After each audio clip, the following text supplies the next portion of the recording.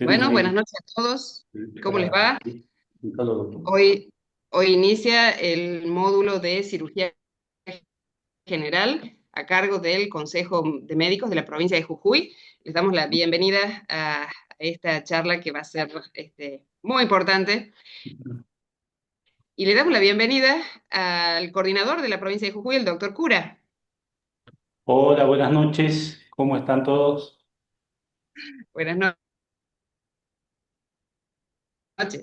Bueno, aquí lo acompañan, yo soy la doctora Barberis de Catamarca, la doctora Nader de Santiago del Estero y la doctora Adriana Generoso, también de Santiago del Estero. Lo dejamos en sus manos, doctor Cura, para presentar a su disertante. Buenas noches. Bueno, es un placer para mí este, presentar a una persona que es un incansable formador de cirujanos en Jujuy, entre los que me incluyo, y un apasionado por el tema que vamos a dar. Así que para mí es un placer presentar al doctor Cano, Carlos Cano. Eh, eh, Acá denme un segundo que se me han borrado los.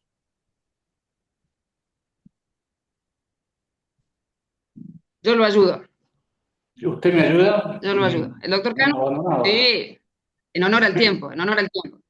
El doctor es miembro de la Asociación Argentina de Cirugía, es miembro de la Academia Argentina de Cirugía, es especialista en cirugía general de la Asociación Argentina de Cirugía y de la Academia Nacional de Medicina. Es miembro de la Asociación Jujeña de Cirugía, miembro fundador de la Asociación Argentina de Hernia, ¿sí? Y miembro de la Sociedad Hispanoamericana de Hernia. También es docente de la carrera de especialistas de cirugía de pared abdominal en la Universidad del País Vasco, de Vizcaya, Bilbao. Después le vamos a preguntar algunos datos de allí. Bueno, doctor, extensa experiencia la suya. Bienvenido y muchas gracias. Bueno, muchas gracias. Vamos a ver si puedo compartir.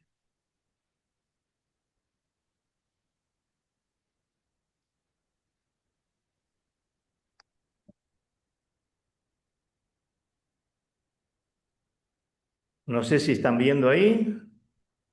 De 10, excelente. Bueno, en primer lugar deseo agradecer al Consejo de Médicos por esta convocatoria. Para mí es un placer poder hacer lo que uno le apasiona y que es la docencia. Y vamos a ver si en estos minutos que tenemos dar un pantallazo fundamentalmente de la pared abdominal y de la patología más prevalente de la pared abdominal, que son las hernias, de manera que ustedes tengan la posibilidad de tener una visión de cuáles son aquellas patologías que pueden atender en la guardia y sobre todo no teniendo a un cirujano cerca, o si es un cirujano con muy poca experiencia en patología de pared, cuáles son las distintas consideraciones, los distintos caminos que pueden tomar para poder solucionar el problema que se pueda ir presentando. Bueno, vamos a ver un poco desde el punto de vista anatómico. Ustedes saben que desde el punto de vista anatómico, la pared abdominal tiene límites y esos límites son un límite superior que está dado por el diafragma, que es el que a la pared abdominal divide la cavidad abdominal de la torácica. Tiene un límite inferior, que es el estrecho pélvico superior. Tiene una pared anterior y lateral, donde están todos los músculos de la pared anterolateral del abdomen, tanto los músculos rectos como el oblicuo externo o mayor, el oblicuo interno y el transverso del abdomen. Y tiene una pared posterior, donde están las 5 vértebras lumbares y en la parte superior de la pelvis ósea el músculo psoas. Vamos a ver qué pasa ahora que no me. Ahí está. Muy bien. ¿Qué pasa con los músculos rectos del abdomen? Los músculos rectos del abdomen nacen entre la sínfisis del pubis y la cresta púbica y se inserta en los cartílagos costales 5, 6 y 7 y en el apéndice cifoide. Al contraerse los músculos rectos, su margen lateral forma un reborde curvo que es la línea semilunar y se extiende desde la punta del noveno cartílago costal hasta el tubérculo del pubis. Estos son los músculos rectos, como ustedes lo están viendo acá, que es una bandeleta. Son dos músculos que hacen la parte central, digamos así, de la pared abdominal. Y estos músculos no están solos, estos músculos están envueltos dentro de unos haces aponeuróticos que denominamos vaina de los músculos rectos. ¿Y esa vaina de dónde deriva? Fundamentalmente del entrecruzamiento de las hojas aponeuróticas con las cuales los músculos laterales del abdomen terminan en la línea media.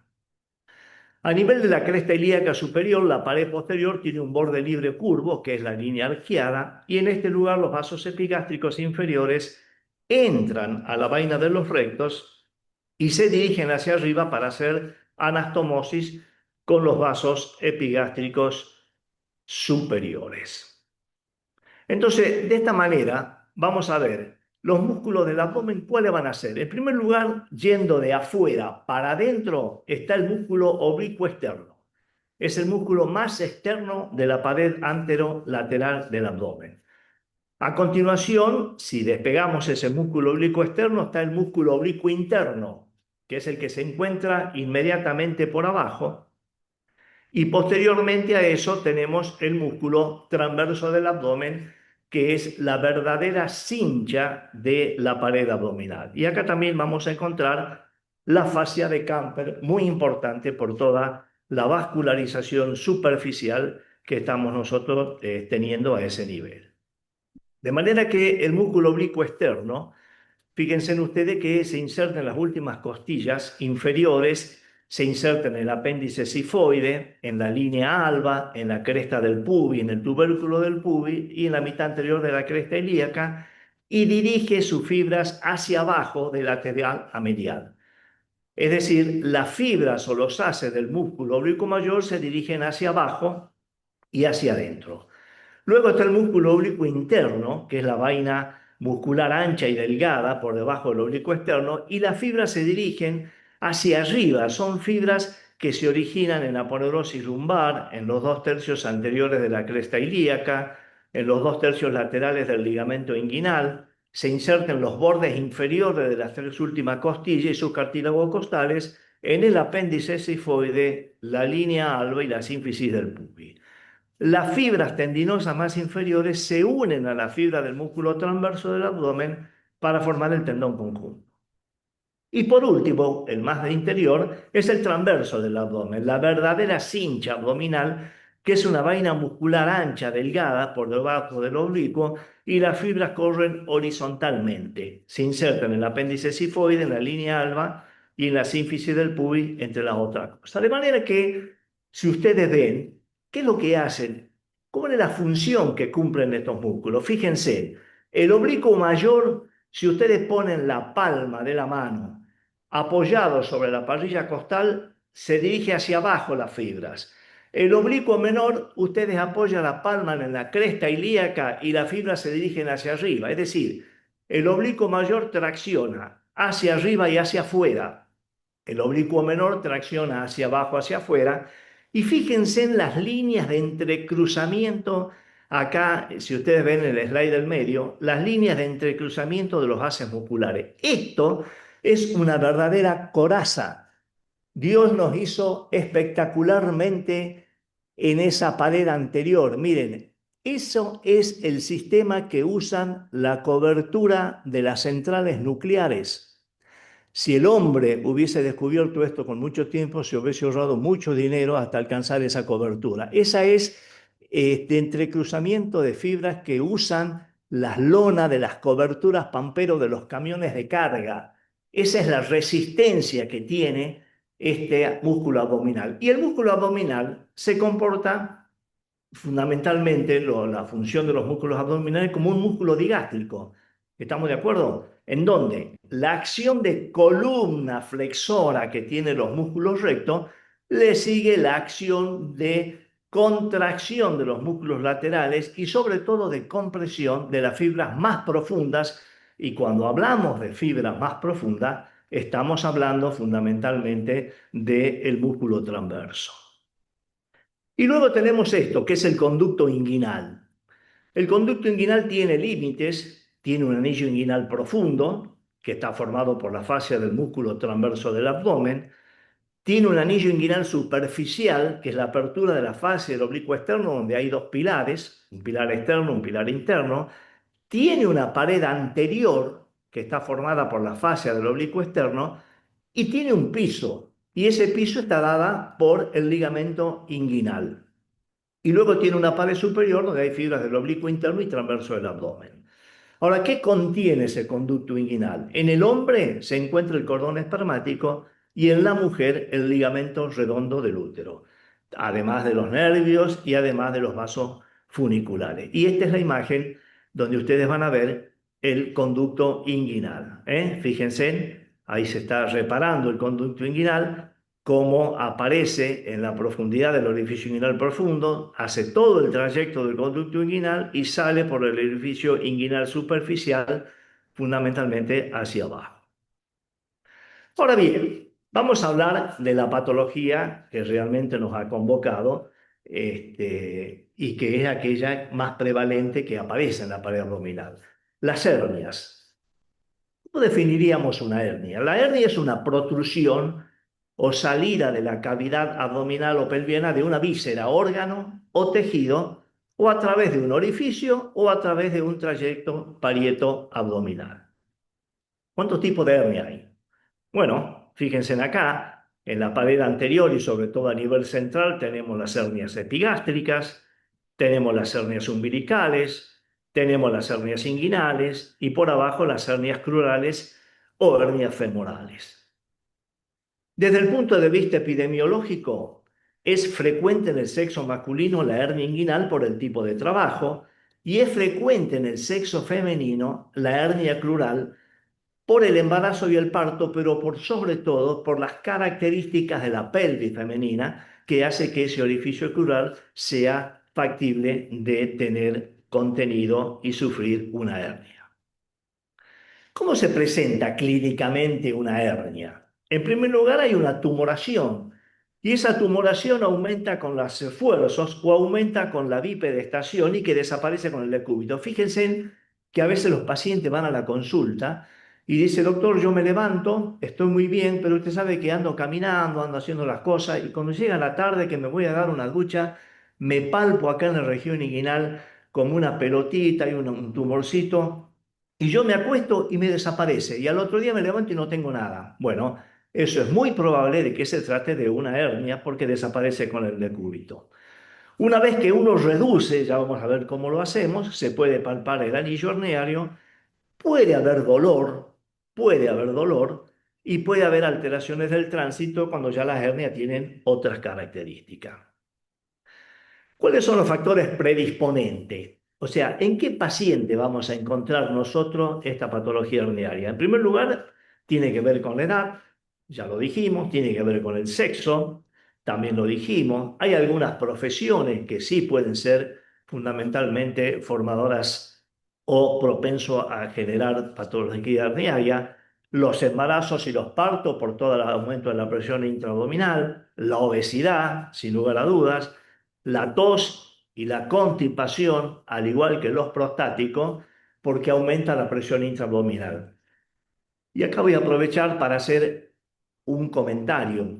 Cuando ustedes tengan un paciente mayor de edad, por arriba de los 55 o 60 años, que viene con una hernia inguinal, ustedes tienen que hacer un examen para ver cómo está de la próstata ese enfermo. Porque si ese enfermo es un prostático que todos los días hace esfuerzo para poder orinar, sin lugar a dudas es lo primero que ustedes tienen que mandar a resolver. Lo mandan al urólogo que resuelva la patología prostática y después ese enfermo se va a tratar la hernia, porque si ustedes lo mandan a tratar la hernia, ese enfermo va a seguir teniendo los factores predisponentes como es el esfuerzo del prostático durante la micción. ¿Cuáles son las partes constitutivas de una hernia? ¿Cómo se forma una hernia? En primer lugar, el saco. El saco es el peritoneo o pseudoperitoneo que atraviesa el orificio cuando la víscera empuja y forma ese saco. El contenido, que puede ser epiplón, puede ser intestino delgado, puede ser intestino grueso. Luego están las envolturas del saco y están los puntos débiles, que son los orificios lateral o en la línea media, el orificio inguinal profunda o en el trayecto por fuera de la línea media. Y fíjense en acá, esta es una hernia, donde están viendo ustedes dónde está el músculo, dónde está la hernia, el contenido que es intestinal y la membrana abdominal. Ahora, ustedes habrán sentido que uno habla de si la hernia es coercible, si es incoercible, si es crónica, aguda, atascada, estrangulada. Bueno, las hernias pueden reducirse o pueden ser irreductibles. ¿Estamos de acuerdo? Y eso nos permite hablar a nosotros de que esa hernia es una hernia reductible. Ahora bien, ¿qué ocurre cuando esa hernia yo la reduzco y permanece reducida? Estoy hablando de que esa es una hernia reducible y coercible, es decir, no vuelve a aparecer. Ahora bien, si yo esa hernia la reduzco e inmediatamente la hernia vuelve a aparecer, ya estoy hablando de una hernia incoercible, es decir, la hernia uno la introduce e inmediatamente vuelve a aparecer. Las hernias pueden ser crónicas o pueden ser agudas.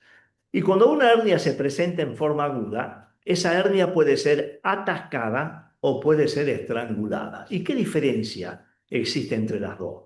En primer lugar, hablamos de hernia atascada cuando hay un compromiso del tránsito intestinal. Eso es una hernia atascada. Y hablamos de una hernia estrangulada cuando hay un compromiso de la vascularización de ese contenido que puede terminar comprometiendo la vitalidad del intestino. Y hablamos de una hernia incarcerada cuando la hernia es totalmente irreductible. Algunas veces van a ver una gran hernia y esa gran hernia tiene fundamentalmente como contenido epiplón, pero no está ni atascada porque el enfermo no tiene un cuadro de oclusión intestinal y no está estrangulada porque no hay compromiso de la vascularización. Y sin embargo, es una hernia encarcerada, es una hernia donde el enfermo viene con la región inguinal con un bultoma, como decimos los cirujanos. Ahora bien, ¿cómo se clasifican las hernias inguinales? Las hernias inguinales pueden ser intrainguinal, indirecta, ¿no es cierto?, que es la más frecuente, o anterior, o puede ser retroinguinal, directa, posterior, o también llamada mixta o en pantalón. Ahora, ¿hay diferencias entre estos dos grupos de hernia? Claro que sí. La hernia intrainguinal es congénita. ¿Qué significa eso? Cuando el testículo desciende de la región suprarrenal hacia la bolsa escrotal, arrastra consigo todo el peritoneo que penetra dentro del conducto inguinal y que normalmente debe cerrarse a través de esos anillos.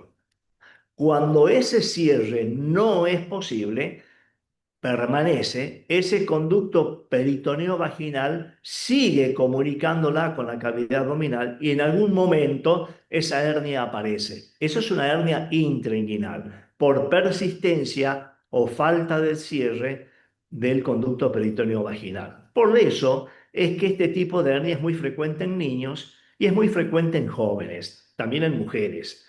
Generalmente son unilaterales, derechas, grandes, piriformes, se estrangulan fácilmente, son coercibles, ingresan por el orificio profundo y recorren todo el conducto, porque ese es el recorrido que hizo el testículo para llegar al escroto. El saco está dentro del cordón, pueden llegar al testículo, pueden coexistir con anomalías genitales. ¿Qué significa esto? Que pueden tener un hidrocele, por ejemplo, que el hidrocele es el contenido líquido en la bolsa escrotal y se da fundamentalmente por eso, por ese conducto peritoneo vaginal, y fundamentalmente están por fuera de los vasos epigástricos. ¿Y cuál es la hernia retroinguinal? Son aquellas que aparecen en la edad adulta. ¿Por qué? Porque están adquiridas por una debilidad de la pared abdominal. Hernia retroinguinal debilidad de la pared abdominal. Es frecuente en ancianos, bilaterales. Dios nos hizo igualito del lado derecho y del lado izquierdo. Por lo tanto, si padecemos de una hernia inguinal, retroinguinal del lado izquierdo, es muy probable que con el tiempo vamos a padecer una hernia también del lado derecho. Es muy difícil de estrangular porque esa hernia aparece de atrás para adelante y es muy difícil que pueda bajar hasta la región del escroto. Son incoercibles, sin relación, se relacionan con contigüidad, no llegan al testículo, es lo que dijimos, no llegan al escroto y fundamentalmente están por dentro de los vasos epigástricos. Ahora, fíjense en ustedes, uno puede decir hernia retroinguinal adquirida por debilidad de la pared. Bueno, uno podría pensar que fundamentalmente todos vamos a llegar a una edad adulta, a una edad madura, donde vamos a tener una debilidad de la pared y por lo tanto padecer una hernia. Sin embargo, hubo un gran cirujano, de los tantos cirujanos argentinos que trabajaron en las hernias, como Corbellini, como Finocchieto, que es el que determinó la clasificación de hernias intrainguinales y hernias retroinguinales. Y fíjense lo que hizo Finocchieto en esa época, que se les permitía hacer esas cosas. Ellos hicieron un estudio en la morgue de bebés recién nacidos y estudiaron la región inguinal y descubrieron que existe la debilidad de la pared abdominal ya en forma congénita. O sea, nosotros nacemos con una debilidad que se va a manifestar con el tiempo en una edad adulta y probablemente vamos a padecer una hernia inguinal.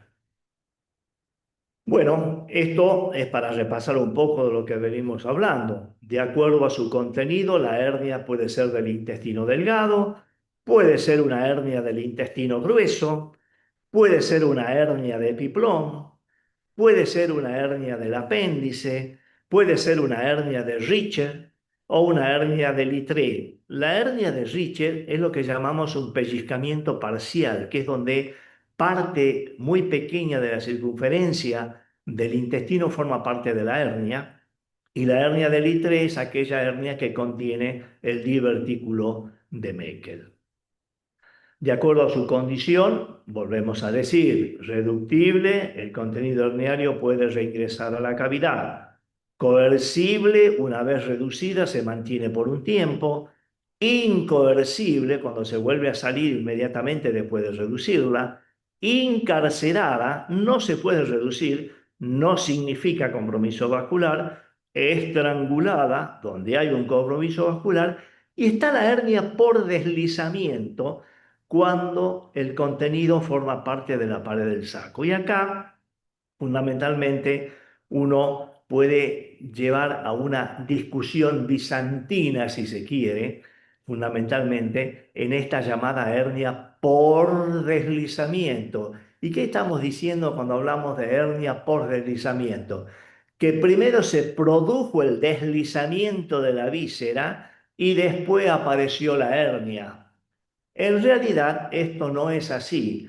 Por eso es una discusión bizantina. En realidad lo correcto sería nombrarla a la hernia con deslizamiento, porque se hace la hernia y se produce el deslizamiento. Y fíjense ustedes que muchas veces la pared del saco está formada por el meso de una víscera. Y si el cirujano, que es un cirujano que no es muy experto en operar la hernias, intenta abrir el saco por su pared posterior, puede lesionar el mesenterio y comprometer la irrigación de ese intestino. Por eso, seguramente que hay cirujanos acá, los sacos siempre se abren a través de su cara anterior. Bueno, y de acuerdo a su etiología, ya habíamos hablado que la hernia puede ser congénita, que la hernia puede ser adquirida, puede ser recidivada, incisional o eventración, y puede ser traumática. La hernia traumática que más frecuentemente vemos es las hernias por manillar, que se llama, que es el traumatismo que sufren por el manubrio de una bicicleta que pega en el abdomen y después puede aparecer la hernia, o también por el cinturón de seguridad. Esas son hernias traumáticas. que es muy frecuente de ver en los distintos accidentes, que todo depende de la velocidad. ¿Y dónde aparecen las hernias? Fundamentalmente las hernias aparecen en el llamado cuadrilátero de Froujeux, que es lo que estamos viendo acá, que son dos líneas superiores horizontales, uno que pasa por el ombligo y otra que pasa por la espina del pubis, ¿no es cierto? Y dos líneas laterales, como están viendo acá, una interna, una por la espina ilíaca superior y otro por el ombligo. Este es el cuadrilátero de Froujeux. A este nivel es donde aparecen todas las hernias de la región de la ingle. ¿Estamos? Muy bien. Fíjense en acá. ¿eh? Esta es la espina. Y acá, en este cuadrilátero, es donde nosotros vamos a describir y donde van a aparecer todas las hernias de la región inguinal. Esto que ven acá son las líneas de Langer, que fueron muy bien descritas y que a los cirujanos nos sirve cuando uno tiene que hacer una incisión en el abdomen para tratar de dejar la menor huella o cicatriz en el enfermo. Eso de que no existe cicatriz es mentira. La cicatriz es una forma de defensa que tiene el organismo ante una agresión y en este caso ante la incisión que hace el cirujano. ¿Cómo se manifiesta una hernia? ¿Por qué le puede consultar a ustedes en la guardia o en el consultorio un enfermo con una hernia? En primer lugar, la hernia puede ser asintomática, es decir, no tiene ningún tipo de síntomas, o bien puede manifestarse por el tumor herniario, que es el que hablábamos hace rato, que es el enfermo que se despierta bien, que durante el transcurso del día y cuando hace sus tareas laborales en la jornada, le aparece el tumorcito, que se lo siente a la noche cuando vuelve a casa, cuando se pega la ducha y a la noche se vuelve a desaparecer. O bien puede presentar dolor, fundamentalmente cuando las vísceras tratan de salir por conducto inguinal, se dislocan o irritan los nervios. ¿Cómo examinamos a ese enfermo? En primer lugar, la inspección de una patología de pared siempre se hace en la posición de pie. Ustedes tienen que hacerlo parar al enfermo sin pujar, le examinan la región inguinal y posteriormente le dicen al enfermo que puje. Y observa si se propulsa o no propulsa nada a través de esa región inguinal. Luego lo hacen al enfermo que se acueste y tratan de ver si la hernia le desaparece o no le desaparece. Otro de los métodos que forma parte del arsenal que estudiamos en semiología es la percusión. Fundamentalmente, ustedes van a ver que si en esa percusión se obtiene un sonido timpánico, eso nos puede alertar o nos puede estar hablando de que estamos ante la presencia de intestino. Por el contrario, si el sonido es un sonido mate, bueno, fundamentalmente eso nos puede hacer pensar que estamos ante el epiploma. ¿Cuáles son las maniobras que uno tiene que evaluar o saber para poder hacer el diagnóstico de una hernia inguinal? Mire, yo le voy a comentar esta maniobra que me parece muy importante. De todas estas, hay muchísimas maniobras descritas, pero fundamentalmente todas tienen la misma finalidad. Fíjense en abajo que es la maniobra de Andrew. La maniobra de Andrew consiste en introducir el dedo en el trayecto inguinal a través del escroto, es decir, con una maniobra de pinzamiento, levantamos el escroto, introducimos el dedo, pasamos por el orificio inguinal superficial y lo colocamos al dedo en el conducto inguinal. Y le pedimos al enfermo que puje.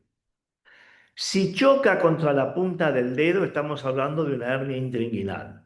Si choca contra el pulpejo del dedo, esa hernia es retroinguinal. Significa que la hernia viene de atrás, es una hernia posterior. Esa es una hernia retroinguinal. En cambio, si nos pulsa o nos pega en la punta del dedo, estamos hablando de una hernia intrainguinal. ¿Por qué? Porque entró por el orificio inguinal profundo, hizo todo el trayecto inguinal y se encontró con nuestro dedo y ahí apareció. Fíjense en que esto también lo podemos hacer con el enfermo parado, ahí le estamos introduciendo el dedo dentro de la cavidad y también esta maniobra bimanual permite palpar con la mano si protruye o no protruye, porque uno le está haciendo una obstrucción del orificio.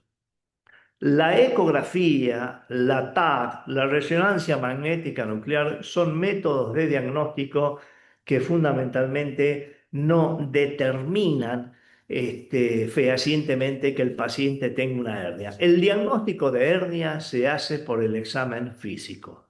Eso se tiene que grabar. Es muy frecuente que el enfermo consulte o les consulte a ustedes, doctor, tengo un dolor en esta zona, ustedes los examinan, no encuentran absolutamente ninguna patología herniaria y le mandan a hacer una ecografía. Cuando el enfermo vuelve a la consulta, le trae la ecografía y la ecografía, que es un método estático, el ecografista le dice, se observa un gran defecto de la región inguinal con un orificio inguinal de 34 milímetros, con un contenido de saco y con epiplom. ¿Qué hacemos en ese caso? Bueno, si uno se basa en que el diagnóstico fundamentalmente de la hernia es físico, se tiene que basar que el caso del diagnóstico acá lo está haciendo un ecografista, pero a través de una foto estática. Y si ustedes operan a un enfermo por dolor inguinal pensando que tenía una hernia, están operando una foto, están operando un informe ecográfico. Y lo más probable es que el enfermo continúe con su dolor inguinal y esta vez exacerbado, no tan solo por el dolor que tenía previamente, perdón, sino exacerbado por la cirugía que ustedes le añadieron. ¿Cuándo me sirve a mí hacer un diagnóstico ecográfico? Cuando quiero hacer un diagnóstico diferencial. Cuando yo tengo un bulto en la región inguinal y quiero saber si corresponde a una hernia o no, si esa ecografía es sólida, si esa ecografía es líquida, si es mixta, ahí sí, para mí es muy importante tener en cuenta la ecografía. Y con respecto a la TAC y la resonancia magnética nuclear, la TAC es muy importante, pero sobre todo en patología de ventraciones, que ya vamos a ver más adelante, y la resonancia magnética nuclear es muy positiva en el estudio de las complicaciones quirúrgicas. Cuando uno quiere ver un seroma o un rechazo de malla o una malla infectada, generalmente ahí cumple un buen papel la resonancia magnética nuclear. Y ahí está el examen que yo les decía. Fíjense en la imagen de la izquierda, cómo hacemos la exploración transescrotal del conducto inguinal y fíjense en la imagen de la derecha, cómo disecado el cadáver sacamos la capa de la pared anterior del conducto inguinal y fíjense en cómo la hernia puede pegarles a ustedes en el dedo. Ese dedo está introducido por el orificio inguinal superficial, la hernia directa se percibe detrás del dedo y la hernia indirecta se percibe en la punta del dedo. ¿Cuál es el diagnóstico diferencial que tenemos que hacer nosotros de la hernia inguinal? En primer lugar, con el hidrocele. Y eso es lo que hablábamos hace rato. El hidrocele aparece por un conducto peritoneo vaginal persistente, es decir, el líquido que se acumula en la vaginal. Puede ser comunicante, es decir, que ustedes van a ver que el enfermo se acuesta y el hidrocele desaparece y cuando se levanta se llena de líquido y se llena, o puede ser no comunicante, donde el hidrocele está cerrado y está permanentemente esa bolsa escrotal. Ahí sí el diagnóstico ecográfico nos ayuda. Puede ser un quiste del epidídimo o un quiste del cordón, que es muy frecuente que acompañe a la patología de las hernias intrainguinales, fundamentalmente.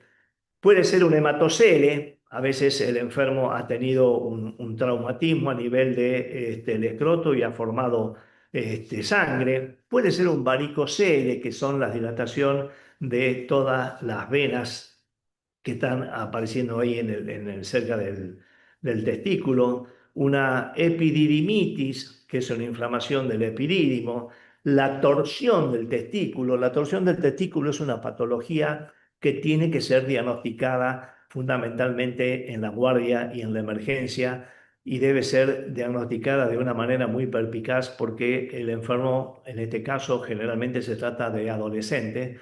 Hay una falla de fijación inferior del polo testicular, eso hace que el testículo gire y si ustedes no hacen un diagnóstico efectivo, puede llegarse a la gangrena y hacer una orquidectomía. Por lo tanto, el diagnóstico diferencial debe ser hecho sin ningún tipo de demora. Con el cáncer de testículo también es muy importante hacer el diagnóstico diferencial o con un quiste del conducto de New, en el caso de las mujeres. Ahora bien, ¿qué complicaciones puede tener la hernia inguinal? Bueno, fundamentalmente una epiploitis, que es la inflamación del epiplón que provoca adherencia. La hernia se hace irreductible y dolorosa. Esa es una hernia fundamentalmente, que es una hernia que estábamos diciendo nosotros, que por lo general no se reduce, no es ni atascada ni tampoco es estrangulada.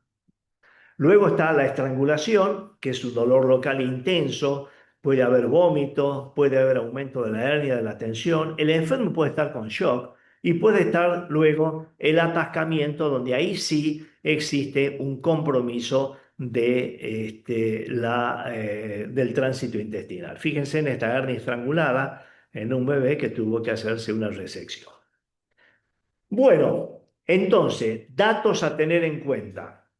Epidemiológicamente, ¿cuánto se considera de la población que pueden presentar una hernia inguinal? Se considera que puede haber 24 casos en 100.000 habitantes y por año. Ese es un dato muy importante a tener en cuenta. Ahora, no todo es una hernia inguinal y mucho menos una hernia inguinoescrotal. Tenemos que saber hacer diagnóstico diferencial. Y fíjense en estos casos de diagnóstico diferencial. Esto llega a la guardia y a ustedes los llaman y le dice, doctora, y hay un paciente con una hernia inguinoescrotal gigante. Y la verdad que no sé qué hacemos con este enfermo. Bueno, ustedes van y ya de entrada uno ve esta patología y dice, bueno, para que el enfermo tenga una hernia a este nivel, en primer lugar, tendría que ser una hernia inguinoescrotal. Y para hacer una hernia inguinoescrotal, tiene que ser una hernia intrainguinal. ¿Estamos de acuerdo? Porque habíamos dicho que las hernias retroinguinales, las que aparecen de la pared posterior, rara vez llegan al escroto.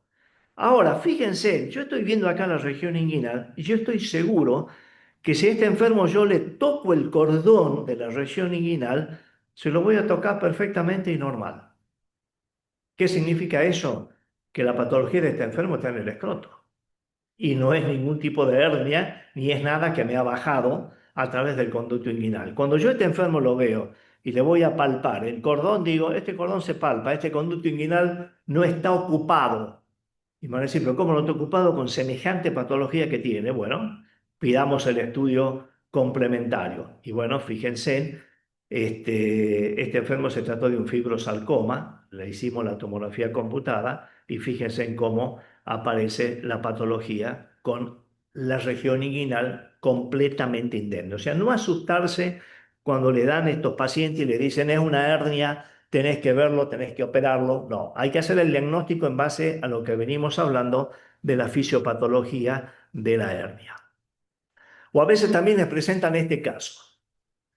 Me ha tocado en la guardia, llamen al cirujano, han derivado del interior un paciente con una hernia inguinoescrotal para que se opere urgente. Y ustedes lo van a ver y bueno, y ya de acá uno lo ve y ya le está llamando la atención muchas cosas. En primer lugar, fíjense en el edema maliolar, bimaliolar de este enfermo.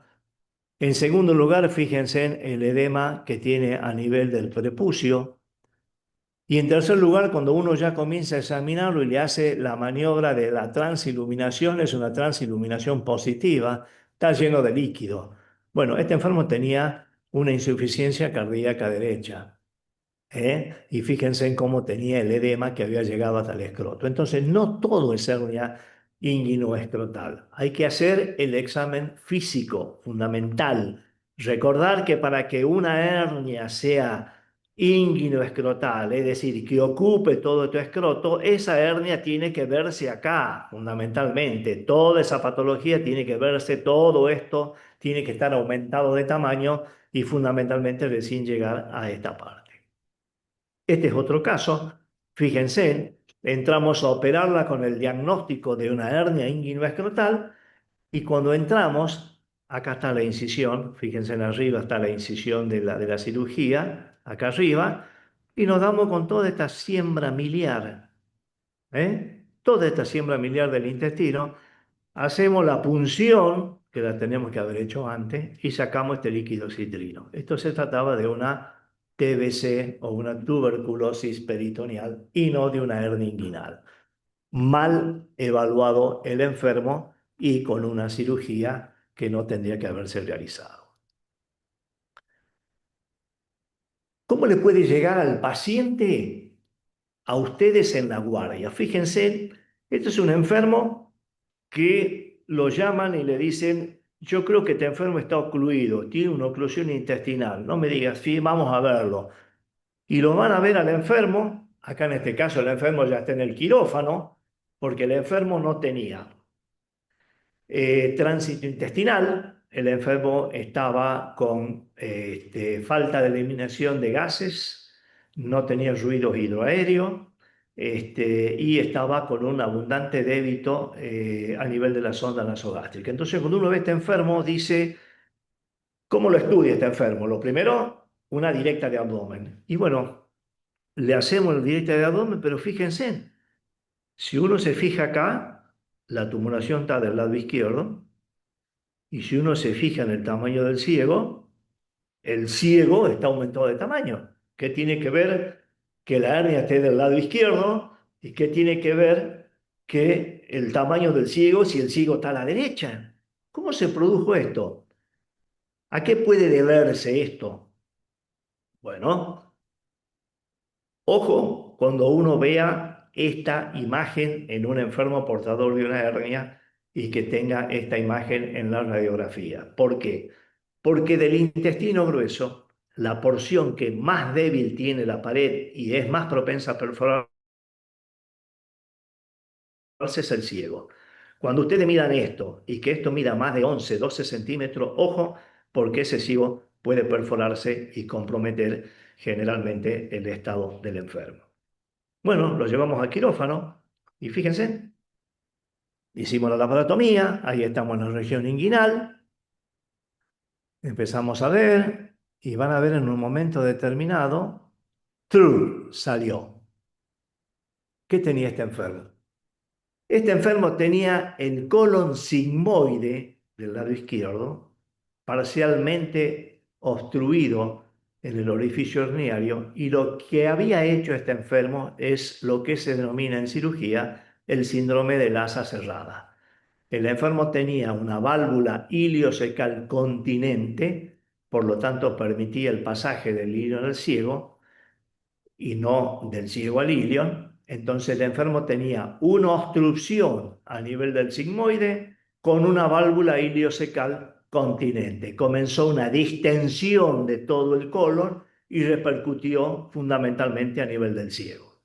Si este enfermo no va a cirugía, ustedes operan posteriormente una peritonitis fecal.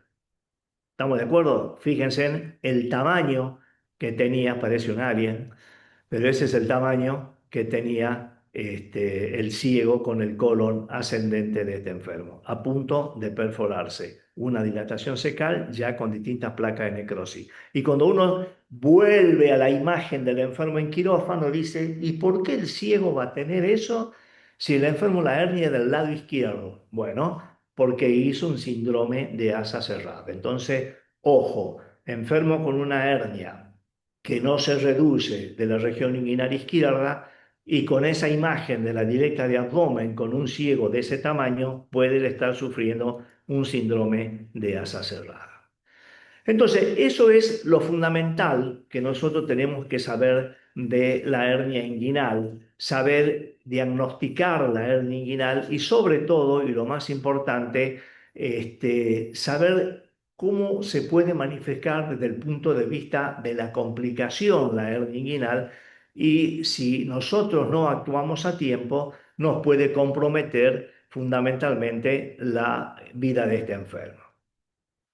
La otra hernia que tenemos en esa región es la hernia crural. ¿Y qué es la hernia crural? Es la protrusión del contenido abdominal a través del anillo crural por un punto débil ubicado en el tercio interno del triángulo de Campa. ¿Estamos de acuerdo?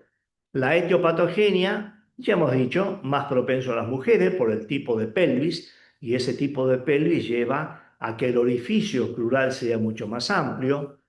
¿Cuáles son los factores predisponentes? La obesidad, el embarazo, el adelgazamiento.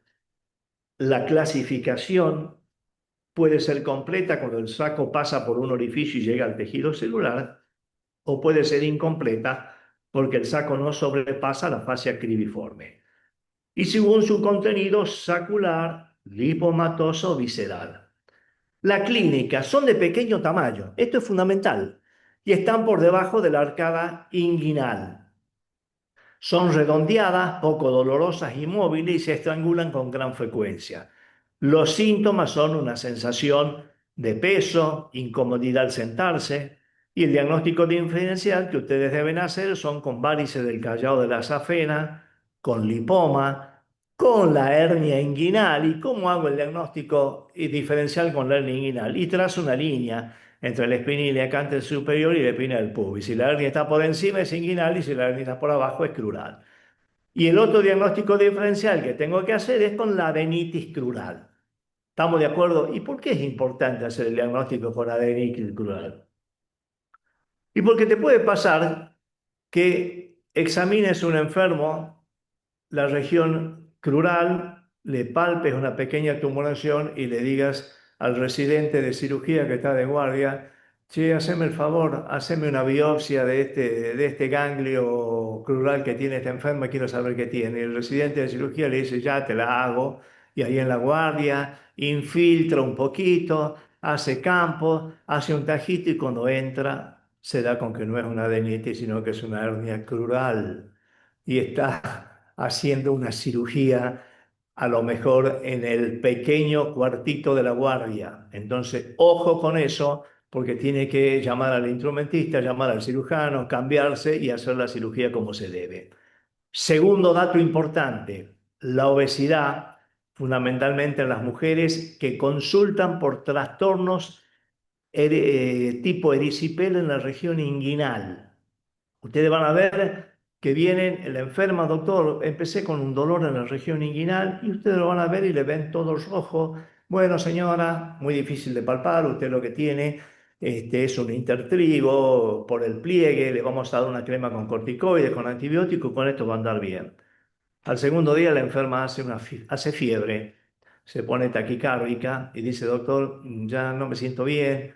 No, bueno, pero esto ya va a pasar con esta cremita con corticoide. Al tercer día se pone fundamentalmente la zona inguinal roja, supurada, y generalmente pasa esto. Cuando van a ver y dicen: pero ¿qué pasó si esta mujer no tenía nada de eso? Bueno, es muy difícil palpar una hernia crural en las mujeres obesas. Y esas enfermas pueden tener un compromiso del intestino grueso, y si ustedes no diagnostican y no hacen los elementos para poder diagnosticarlo, generalmente terminan en estas catástrofes. ¿Estamos de acuerdo? Hay que tener mucho cuidado porque la hernia crural complicada es una hernia catastrófica, es una hernia donde sale materia fecal por la región inguinal. Ustedes le hacen una placa de abdomen, fíjense en el neumoperitoneo, lo que nos está hablando ya de que ya hubo una perforación, y bueno, y terminan en estas catástrofes abdominales, ¿eh? Fíjense, abdomen abierto y contenido, ileostomía, resección de toda la fascitis necrotizante de toda la región inguinal. Fíjense en cómo acá ya comienza un periodo de granulación, pero es un periodo de granulación generalmente muy escaso en el tiempo y tarda mucho en hacerse de un tejido viable. Este es un abdomen abierto que hay que lavarlo constantemente. Y fíjense en acá, durante el acto quirúrgico, cómo demuestro dónde está metida la hernia con este dedo que yo en el acto quirúrgico pongo por el orificio crural y veo el orificio crural donde está acá. Y ese es el diagnóstico que se hace de hernia crural. Evidentemente, algunos me preguntan, ¿y se puede tratar la hernia directamente ya cuando uno la opera? Bueno, en realidad, cuando uno opera un estrangulado o una hernia atascada, el tratamiento de la hernia ya pasa para segundo término. Ustedes tienen que salvar la vida del enfermo, sacarlo de la oclusión o sacarlo de una hernia estrangulada y dejar el orificio para después. Podrán hacerle 2 o 3 puntos para cerrar este orificio, pero no se olviden que no están cerrando el orificio crural, lo que están haciendo es cerrando el peritoneo, pero nada más que eso, porque el orificio crural es otra cosa. Y esta es otra forma de que puede presentarse el hernia crural. Fíjense, este enfermo seguramente ya había consultado en otra guardia y lo trataron con algún calmante, lo trataron con con antibióticos, con alguna cremita con corticoides y pasó lo que tiene que pasar. Es decir, el enfermo no se recupera porque no ha sido en su patología primitiva atendido y solucionado. Entonces, ojo con la hernia crural. Recordar que la hernia crural puede estrangularse y complicarse aún cuando el contenido del orificio o del contenido del orificio crural sea muy escaso. Se puede complicar. Ahora, ¿por qué se complica más con una estrangulación, una hernia crural que una inguinal? Y eso se debe al detalle anatómico. Recuerden que en la hernia crural, el orificio crural, el anillo crural está determinada por el ligamento, ¿no es cierto? Por abajo el Cooper y por fuera el tejido fibroso que contiene los vasos femorales. Pero por arriba está la cintilla iliocubiana, la cintilla, no la arcada está más anterior. Por eso muchas veces uno dice, lo traté la hernia crural, le hice un punto de la arcada al Cooper. Claro, pues no le cerraste el anillo, porque el anillo es la cintilla. Y esa parte inferior, que es el Cooper, que es el tejido duro, es lo que permite y lo que facilita que estas hernias se estrangulen con más frecuencia que el otro tipo de hernia o las hernias inguinales. Vamos al otro tipo de hernia, que es la hernia umbilical. Esta es otra patología de consulta frecuente en los servicios de emergencia. Y fíjense en que esta es una hernia que suele aparecer o que aparece fundamentalmente a este nivel, en esta región, en la región de la línea media. ¿Y qué es una hernia umbilical?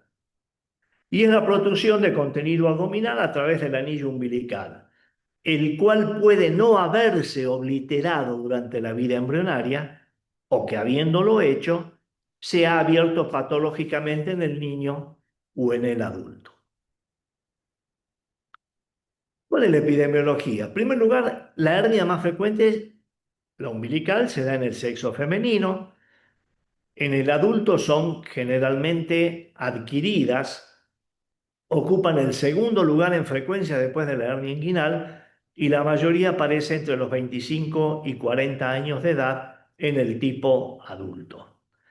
Se ha encontrado asociación entre hernias umbilicales y hernias epigástricas, lo cual nos obliga a realizar una exploración cada vez que operamos una patología de la línea alba.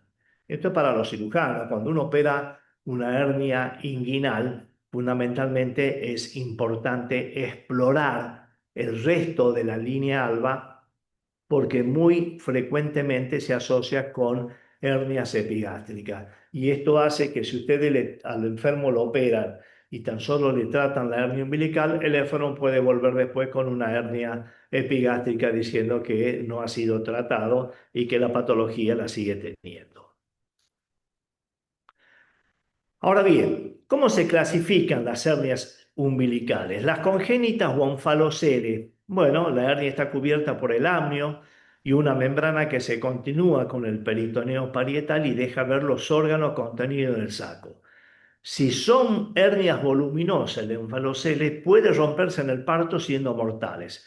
Y si son pequeñas, deben ser diagnosticadas y operadas precozmente mientras el saco está húmedo.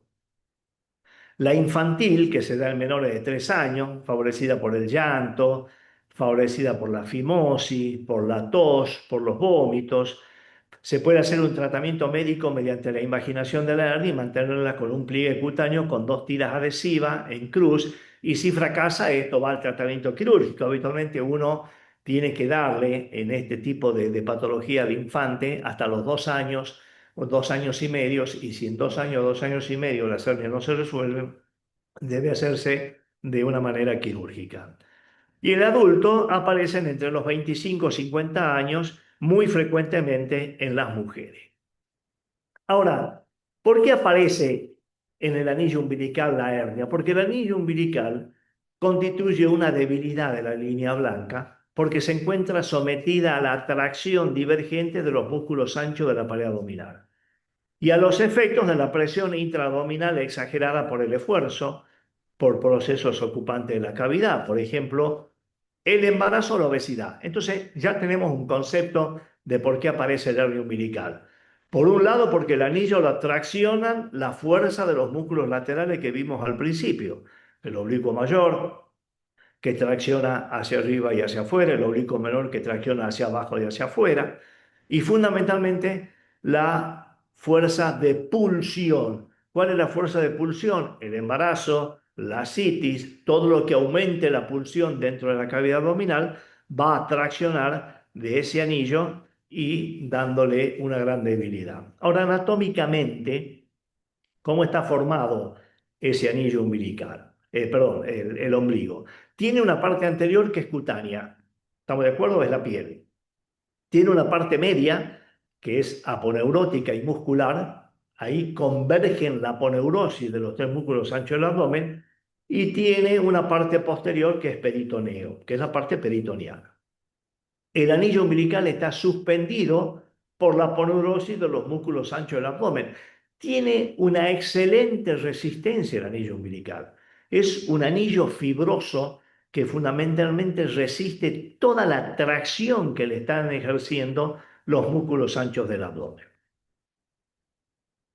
Y fíjense en acá, lo que hablábamos al principio, las fuerzas de tracción. Son las fuerzas divergentes que actúan en el plano del anillo, cuya arquitectura neutraliza cuando el anillo está intacto.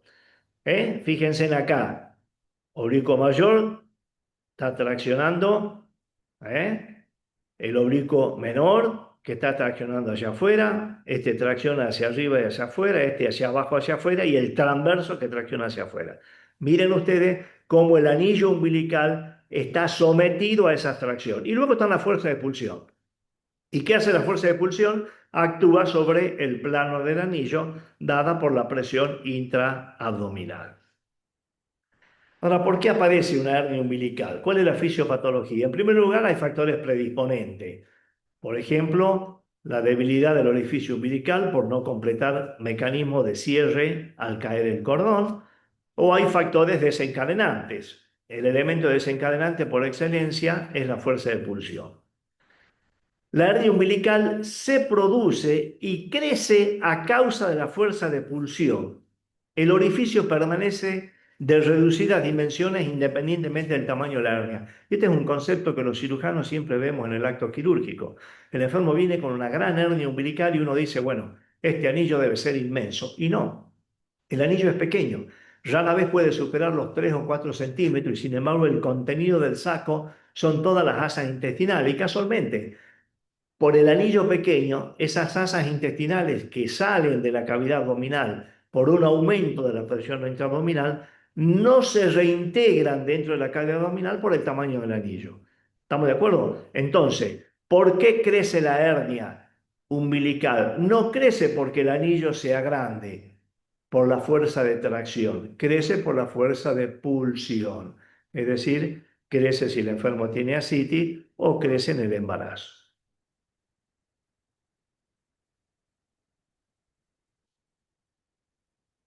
Bien, según la etapa de la vida, bueno, la hernia umbilical puede ser congénita, que es el onfalocele congénito debido a un defecto o falla del cierre de la pared abdominal que comienza en la vida fetal.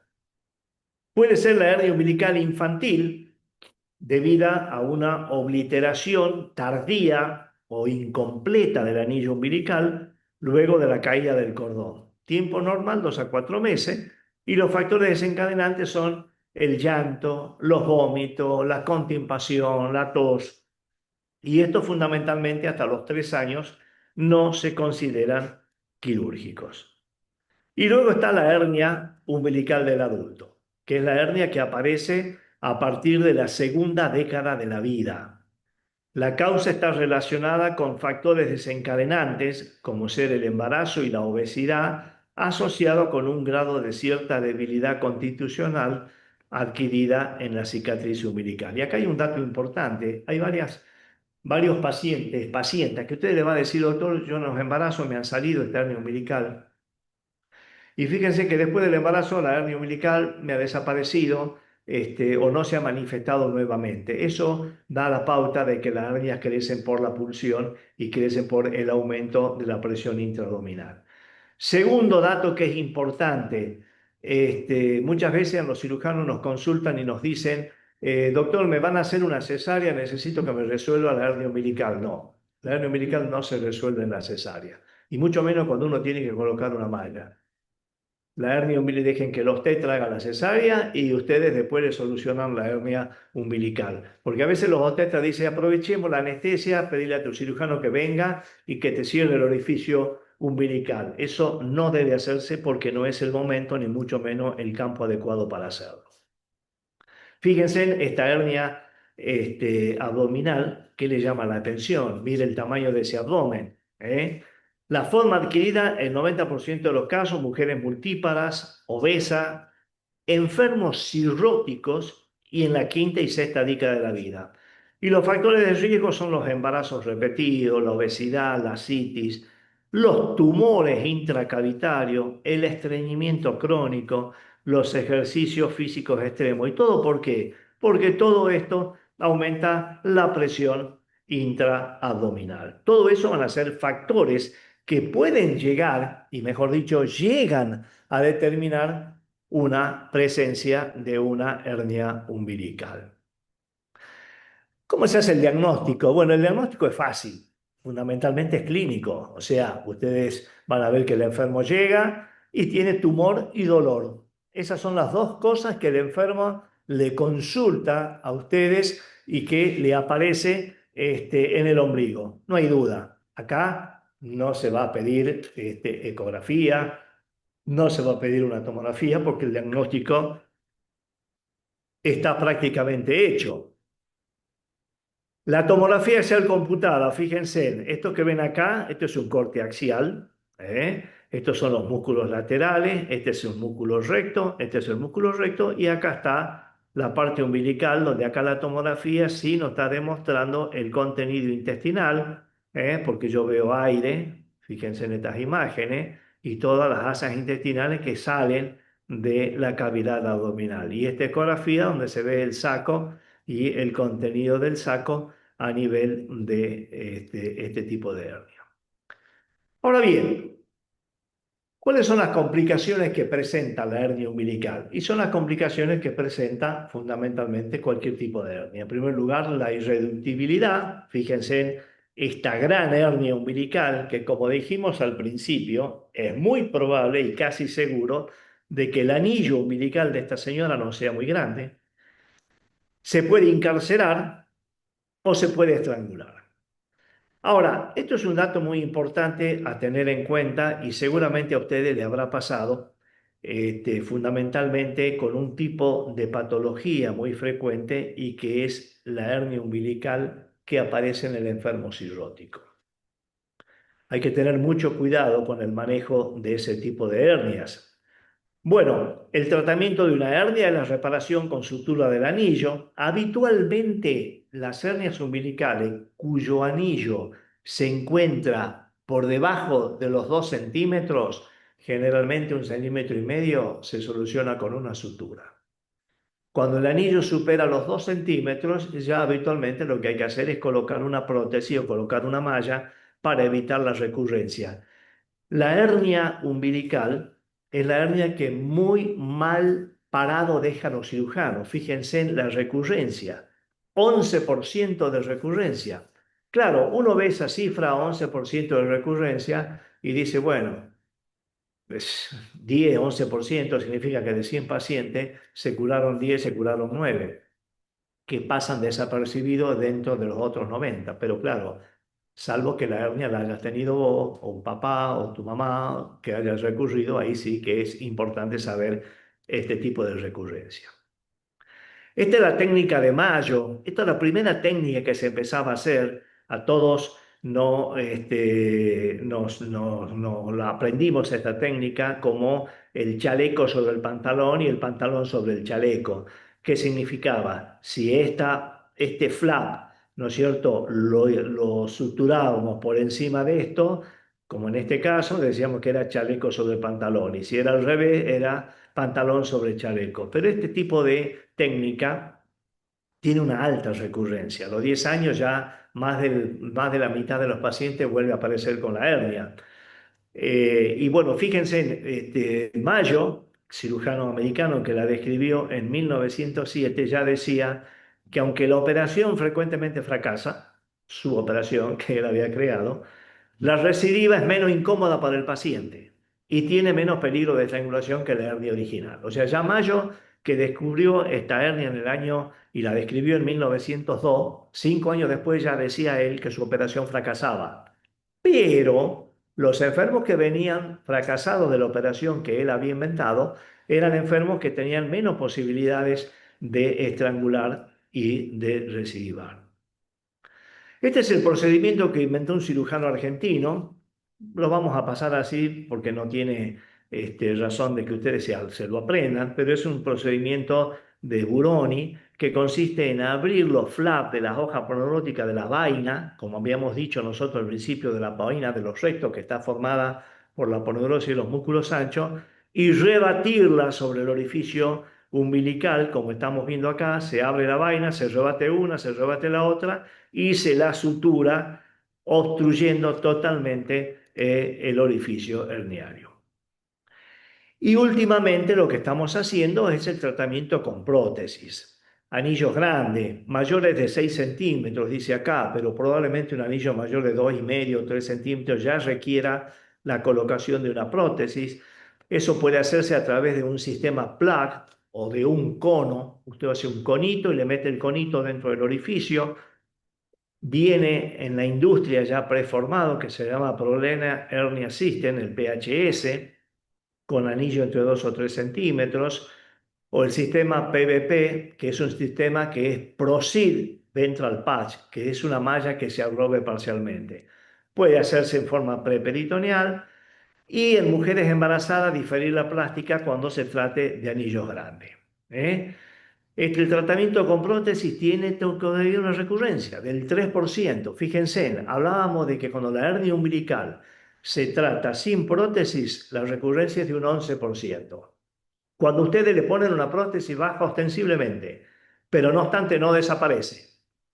Pero de todas maneras un servicio que tenga una recurrencia menos del 3% en hernias umbilicales, bueno, puede hablarse de que es una recurrencia aceptable. Pero el problema que tenemos nosotros es con este enfermo y que ustedes los van a ver en todas las salas de clínica médica y en salas de gastroenterología. Y a veces lo llaman y le dicen, doctor, quiero que me vea porque este paciente mío tiene una hernia, pero es un cirrótico, doctor, es una CITI, está cirrótico, tiene el tiempo de protrombina alterado, tiene la coagulación alterada, así que ni se le ocurra operarlo. Entonces ustedes examinan a este enfermo. Entonces dicen, bueno, sí, la verdad que estos enfermos, lo que a uno se les podría sugerir es fundamentalmente no operar y tratar quirúrgicamente cuando el enfermo se complique. Cuando se complique se opera. Sin embargo, a nosotros la experiencia nos ha demostrado que este enfermo cuando se complica se muere. Porque pasa esto. Entonces un chico joven, fíjense en toda esta panza con la citis, y todo esto, yo me acuerdo patente que el residente que fue a evaluarlo dice, el enfermo se visceró por la colostomía. Entonces le decíamos, ¿pero qué colostomía tiene hecha? ¿Por qué se hizo la colostomía? Y dice, no, no, no, tiene hecha una colostomía, pero ¿dónde tiene la colostomía? Bueno, él no había examinado bien al enfermo. Todo esto está saliendo por el ombligo. Se rompió la hernia y esto es lo más grave. Fíjense en acá. Acá ya está perdiendo líquido acítico. Esta es la hernia. La compresión de las vísceras genera una isquemia de las distintas paredes que componen la cobertura del anillo. Esto comienza a perder y llega un momento en que se rompe. Esto es fatal, porque el enfermo hace una peritonitis de la citis y esa peritonitis genera la mortalidad, una mortalidad elevada. Volviendo atrás, ¿qué hacemos con un enfermo que tiene ascitis y una hernia umbilical? Operarlo. Operarlo. Hay que prepararlo, hay que bajarle la escala de chill para poder ser operado, mejorarle la protrombina y someterlo a cirugía. Para quienes estén interesados, en la Revista Argentina de Cirugía, nosotros publicamos en el Hospital Pablo Soria nuestros primeros, creo que eran 10 o 15 casos de hernia umbilical operada en enfermos cirróticos. De manera que estos enfermos sí deben ser tratados quirúrgicamente y fíjense en cómo quedan.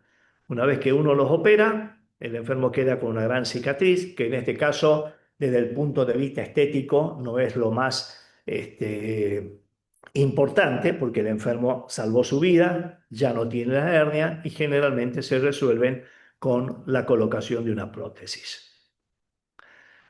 La segunda gran consulta que van a tener ustedes y que tienen que ser muy ávidos en diagnosticarlas son las hernias umbilicales recidivadas. Ustedes van a ver que el enfermo viene y dice, doctor, ahí tengo un paciente con una hernia umbilical recidivada. Y ustedes lo van a ver y dice, bueno, pero ¿de qué se operó este enfermo? No, dice, lo operaron de vesícula, le hicieron una laparoscopía de vesícula y en la laparoscopía le apareció la hernia en el ombligo, así que el cirujano decidió mandarlo para que lo operemos.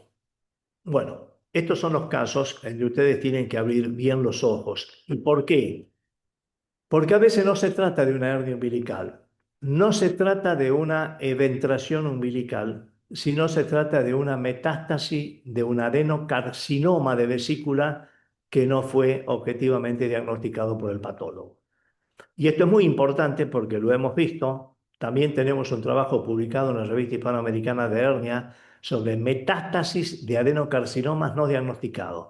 Estos enfermos son aquellos en los cuales el cirujano saca la vesícula por el ombligo y cuando saca la vesícula por el ombligo hace una siembra en toda la región umbilical y el enfermo consulta posteriormente por un nódulo o una metástasis.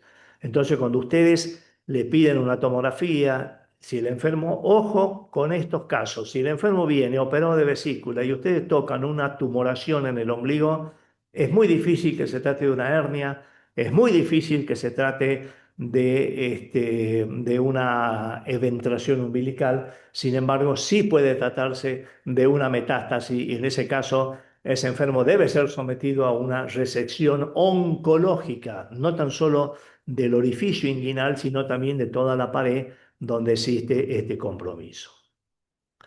Y este es un trabajo que yo le traje porque hablaba de la hernia umbilical y la litiasis vesicular, y era qué hacemos si un paciente nos consulta por hernia umbilical y tenemos que operarle la vesícula. ¿Se puede hacer las dos?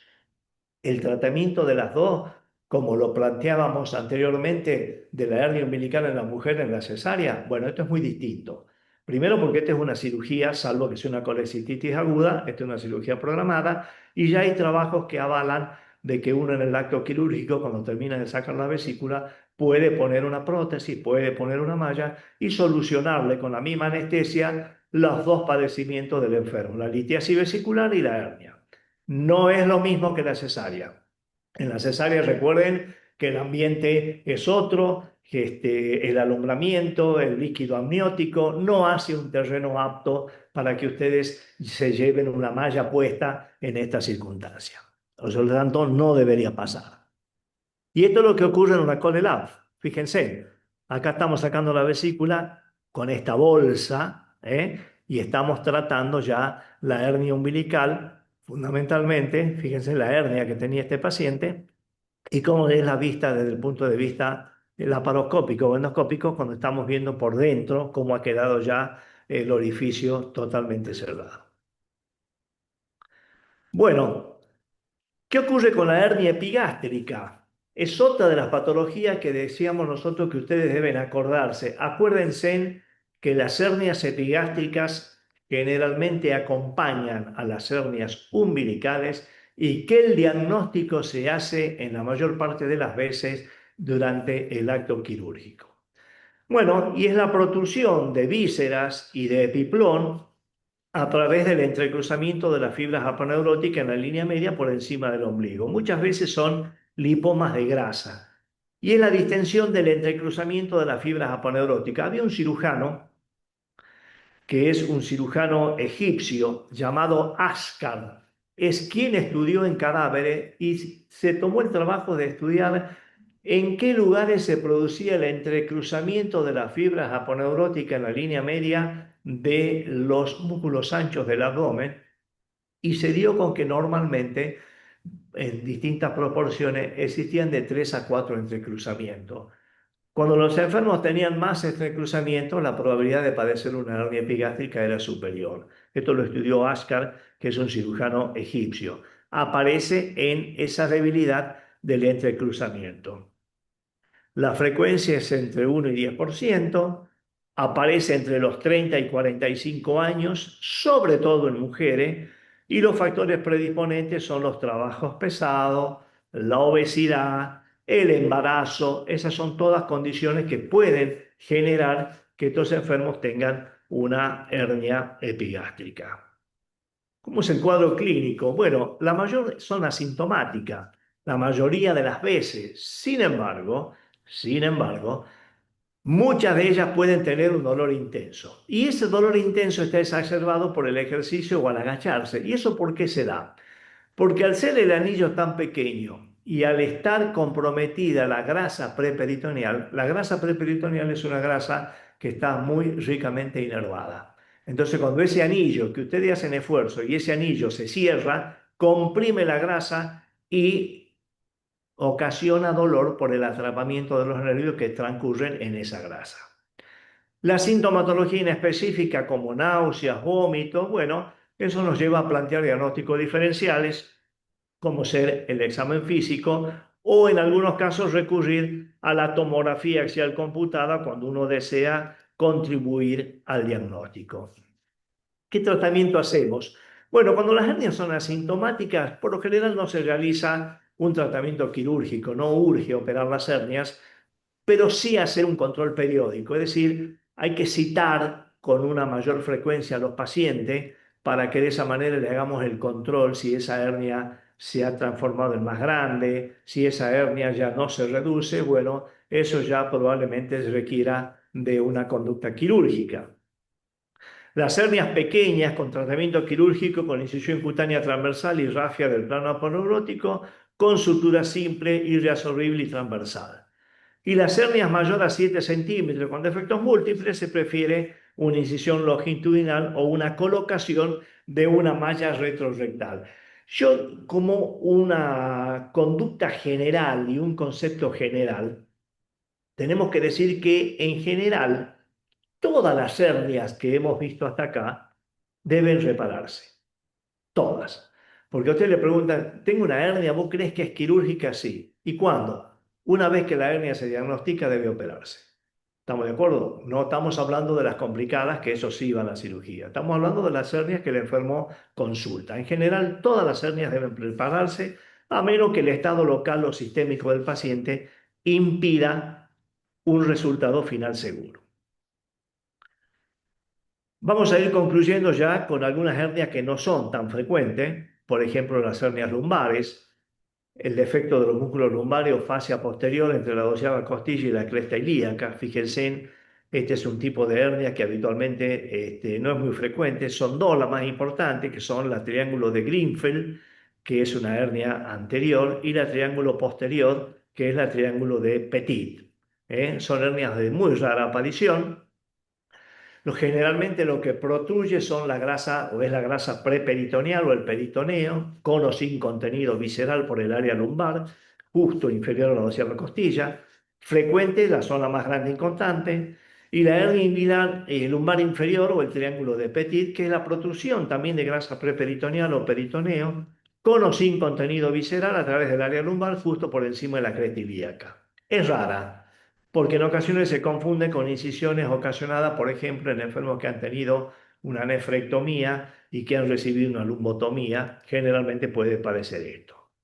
Son congénitas, porque son la de Greenfield y de Petit, el 10%, incisionales, donde uno ya a través de una cirugía como una lumbotomía, una cirugía ortopédica, estas son el 60%, pero ya se habla de hernia incisional. Cuando hablamos de hernia incisional, hacemos referencias fundamentalmente a venturaciones. Las traumáticas, puede aparecer una hernia traumática, sobre todo como yo les mencionaba recién al principio de la clasificación de la hernia por el cinturón de seguridad, no tan solo por el cinturón transversal, sino el cinturón que viene como el músculo transverso por debajo de la cintura. Ese es el que ocasiona a veces las hernias lumbares. Y la pseudohernia, que son porque no tiene un anillo herniario real, sino que tiene una flacidez o una atonía por denervación. Eso, ¿por qué se da? Bueno, eso se da porque acuérdense ustedes que cuando la incisión quirúrgica compromete dos o más nervios intercostales, ocasiona la atrofia o la debilidad del músculo a los cuales se dirigen. ¿Estamos de acuerdo?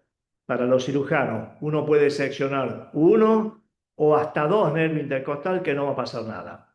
Si uno lesiona más de dos, lo más probable es que el enfermo llegue a los 2 o 3 años con un abdomen, con una protrusión, que es una pseudohernia porque no tiene saco, y eso es motivo por la lesión. ¿Dónde ocurre habitualmente esto? Cuando antes veíamos las cirugías de vesícula, cuando se hacían incisiones subcostales, las incisiones se pegaban mucho al cartílago, al cartílago costal, y ahí seccionaban los nervios intercostales, sobre todo el 10º y el 11º. Esta es la forma en cómo se diagnostica este tipo de hernia posterior. El examen físico se detecta mejor en posición de pie y donde vemos acá en esta tomografía, fíjense, esta es la pared anterior, esto es vértebra, esto es la pared posterior y fíjense la pared posterior de este lado que da lugar a este tipo de hernia. Hay que tener mucho cuidado porque el diagnóstico diferencial hay que hacerlo con abscesos, con tumores de partes blandas, con tumores renales, etcétera, que es muy importante hacerlo. ¿Cómo se soluciona?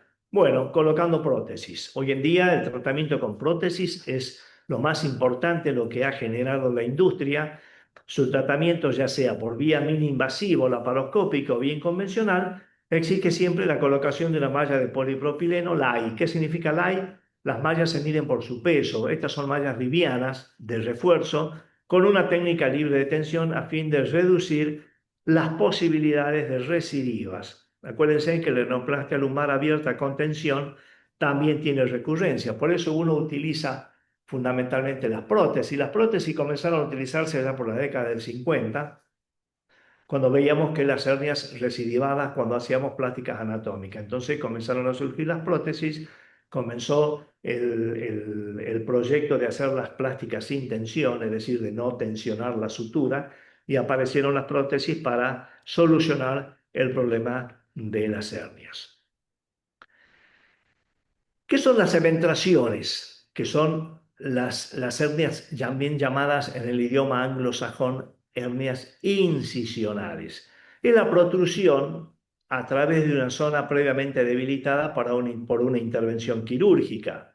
El 100% aparece antes de los 10 años del cierre abdominal. Fíjense, a ustedes lo operaron y generalmente en esos primeros 10 años donde ustedes sufrieron la laparotomía, tienen posibilidades de que le aparezca una hernia. Representan el 10% de las laparotomías, se clasifican en posoperatoria inmediata o aguda, que pueden aparecer hasta los 20 días de la cirugía, que pueden ser con evisceración o sin evisceración, o bien pueden ser alejadas, ya fundamentalmente o crónicas, y estas aparecen luego de meses o años de la cirugía. Y pueden ser no operatorias.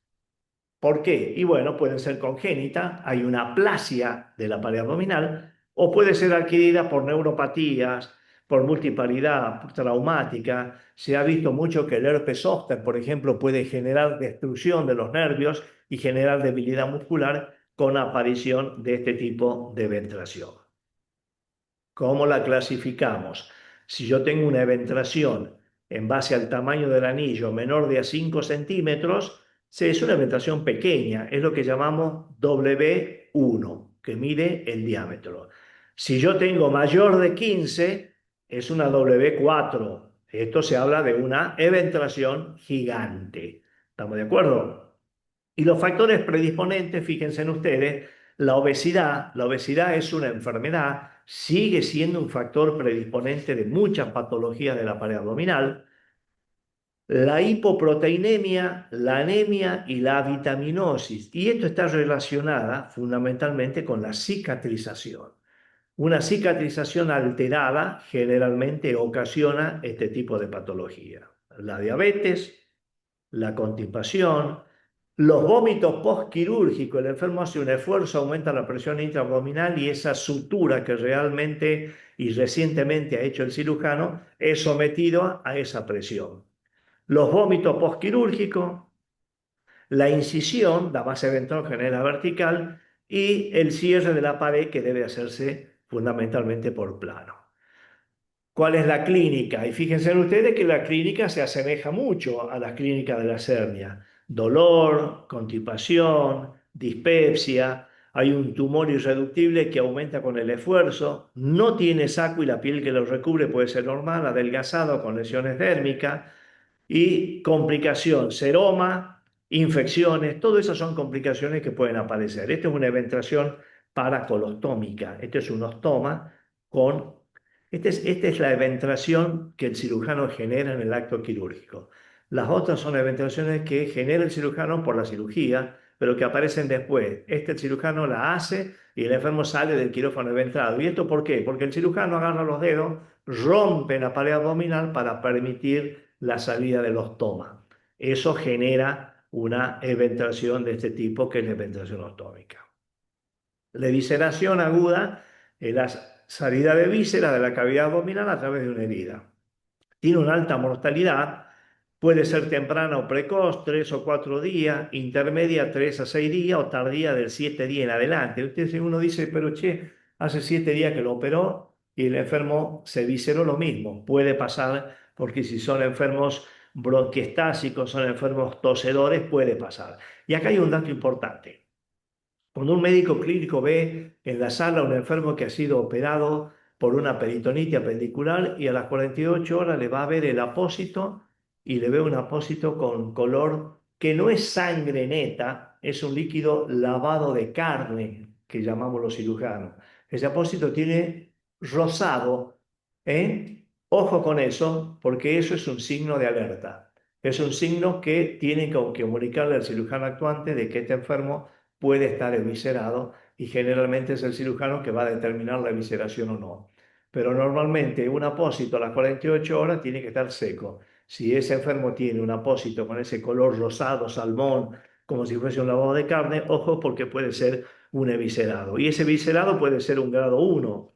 ¿Por qué? Y porque fíjense, esta es la pared abdominal, esta es la herida dehiscente y la víscera están adentro todavía. Esto habitualmente, si el enfermo está transitado, no se hace absolutamente nada. Andan bien con tratamiento totalmente expectante. Pero puede ser el grado 2 y donde acá ya, fíjense en cómo la víscera comienza a aparecer ya por la herida y el grado 3 ya cuando la víscera está fuera de la herida, estos grados sí ya tienen que hacerse un tratamiento quirúrgico. Entonces, recapitulando, salida de líquido cero sanguinolento de la herida, dolor agudo, ilio, esa es otra cosa, el enfermo no está transitado, hay taquicardia, hay debilidad de la pared y hay que explorar la herida. Esa exploración la hace el cirujano, que debe ponerse los guantes, debe poner el dedo dentro de la herida, ver si el dedo se introduce dentro de la cavidad y de esa manera poder llegar al diagnóstico. Vamos a hacer un ejercicio para ustedes de eventraciones que pueden presentársele a ustedes en la práctica diaria y cómo manejarlo, cómo resolverla. Esta es una eventración fundamentalmente una eventración de tipo catastrófica, que son aquellos defectos de la pared abdominal con anillos que superan los 20 centímetros de diámetro, con el contenido de la cavidad abdominal ocupando el saco en forma permanente, con antecedentes de recidiva y presentan lesiones tróficas en la piel. ¿Mm? Por lo general, son pacientes añosos, con comorbilidades, y son enfermos que ustedes, y lo más probable es que los cirujanos que lo han visto le hayan propuesto tratamiento quirúrgico cuando esto no era complicado, y el enfermo se ha negado. Vamos a ver este primer caso. Fíjense, esta es una paciente de 78 años.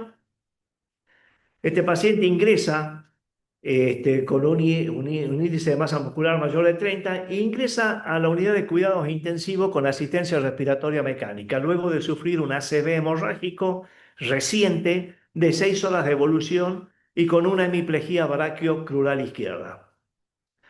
Fue derivado de un hospital de interior de la provincia, tenía antecedentes de diabetes 1 no controlada, hipertensión arterial con tratamiento discontinuo, epíctasis a repetición y tabaquismo crónico, y como antecedente quirúrgico, el enfermo había tenido una colecistectomía por vía convencional 20 años antes y cirugía vascular por un aneurisma de aorta abdominal complicado 10 años atrás. Acá hay un dato importante. Los aneurismas de aorta son la patología que con mayor frecuencia generan eventraciones porque hablan de que la alteración histológica de la pared vascular está relacionada también con el colágeno de la pared muscular. Al ingreso tenía una tensión arterial de 220-110, pupilas isocóricas reactivas, escasos roncus, el abdomen era blando, depresible, no doloroso a la palpación, no había visceromegalia, con ruido horario positivo, con una cicatriz mediana supra e infraumbilical.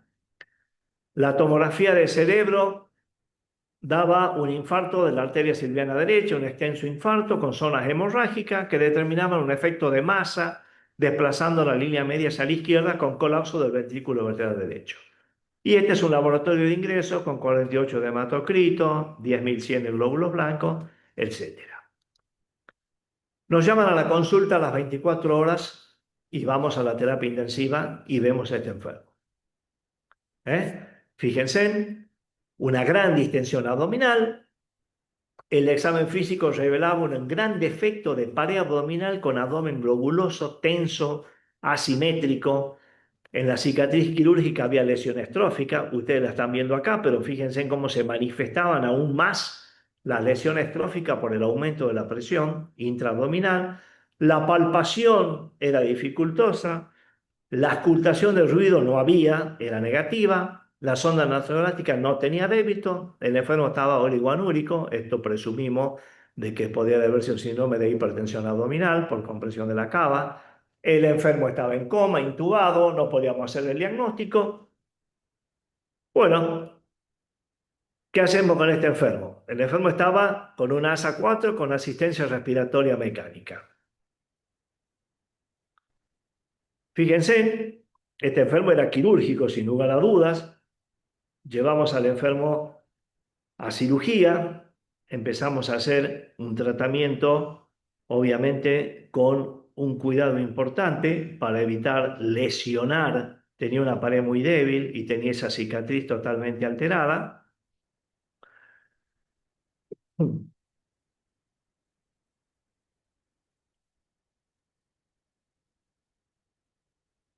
Y ya ahí empezamos a ver cómo vemos un asa intestinal y fíjense. ¿Ve? Perdón.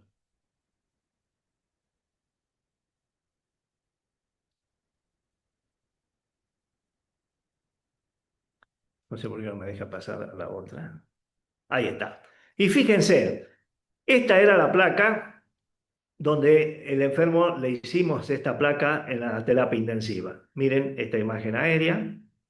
Miren esta imagen aérea. Esta es una imagen compatible con un vólvulo de colon sigmoide. Esto que ven acá es un signo. A ver quién se acuerda. Es el signo de tiralíneas de Ferreira. Y muchos me van a preguntar, ¿y qué es un tiralínea?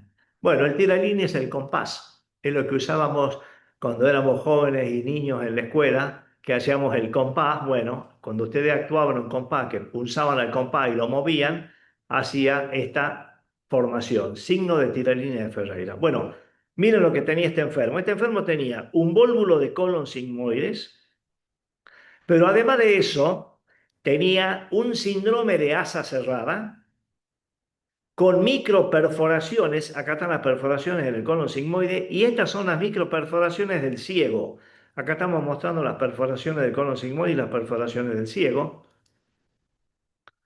Por supuesto, se hizo una colectomía subtotal con ileostomía. El enfermo quedó con un abdomen abierto. Él, por supuesto, en coma, enterado, ni enterado que había sido sometido a una cirugía de emergencia. Y acá el enfermo recuperándose, fíjense en cómo se enferma a recuperar, y bueno, a los 45 días del ingreso, el enfermo recibe el alta hospitalaria, quedó con una hemiplegia, pero solucionado su problema y con una ileostomía. Este es el informe de la pieza de anatomía patológico, dólico megacolon con infarto intestinal transmural localizado en ciego e ilion terminal con inflamación crónica. Aquí está la pieza operatoria.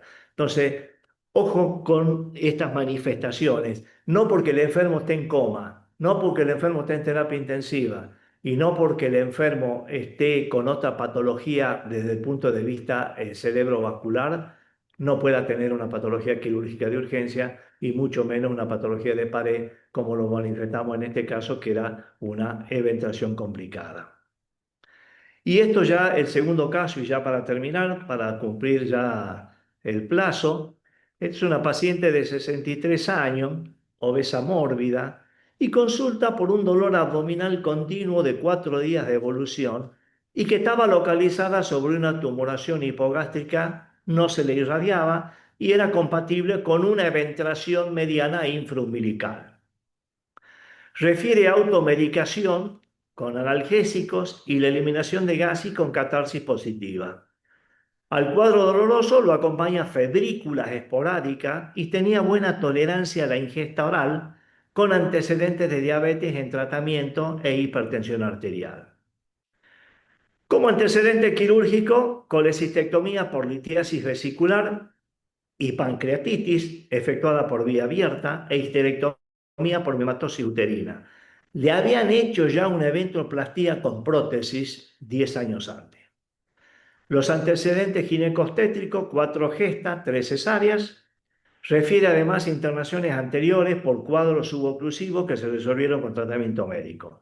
No tenía antecedentes alérgicos y al ingreso la paciente estaba lúcida, febril, buen estado general, sin vómito, con catarsis positiva, el abdomen era globuloso, con una cicatriz mediana supra e infraumbilical y se constataba una gran eventración mediana infraumbilical que se desplazaba hacia la fosa ilíaca derecha, levemente dolorosa la palpación y no se reducía.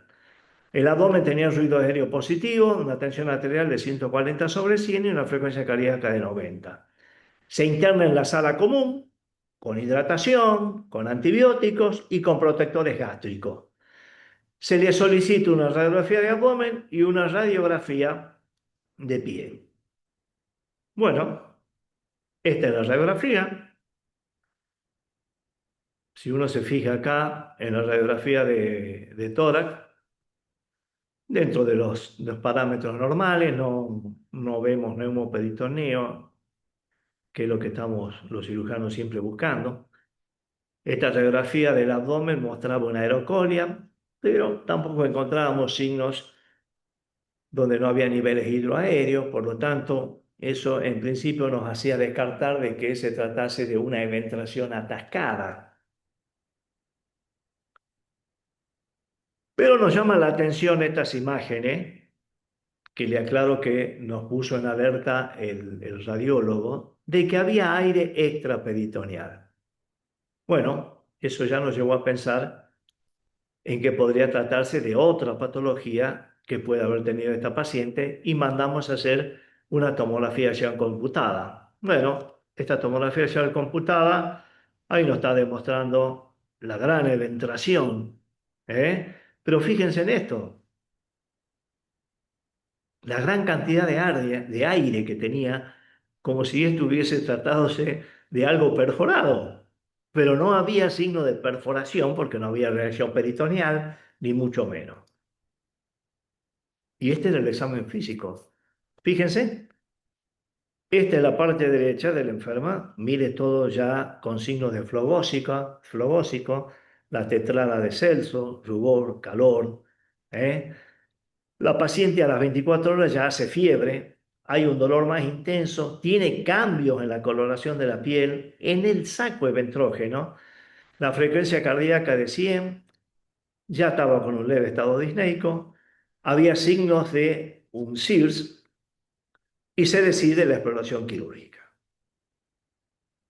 Esta es la paciente, fíjense en esa gran masa que teníamos, pero nos llamaba la atención, decíamos, pero no hemos visto que se enferma. Lo que pensamos que podía tener ahí era una asa intestinal doblada.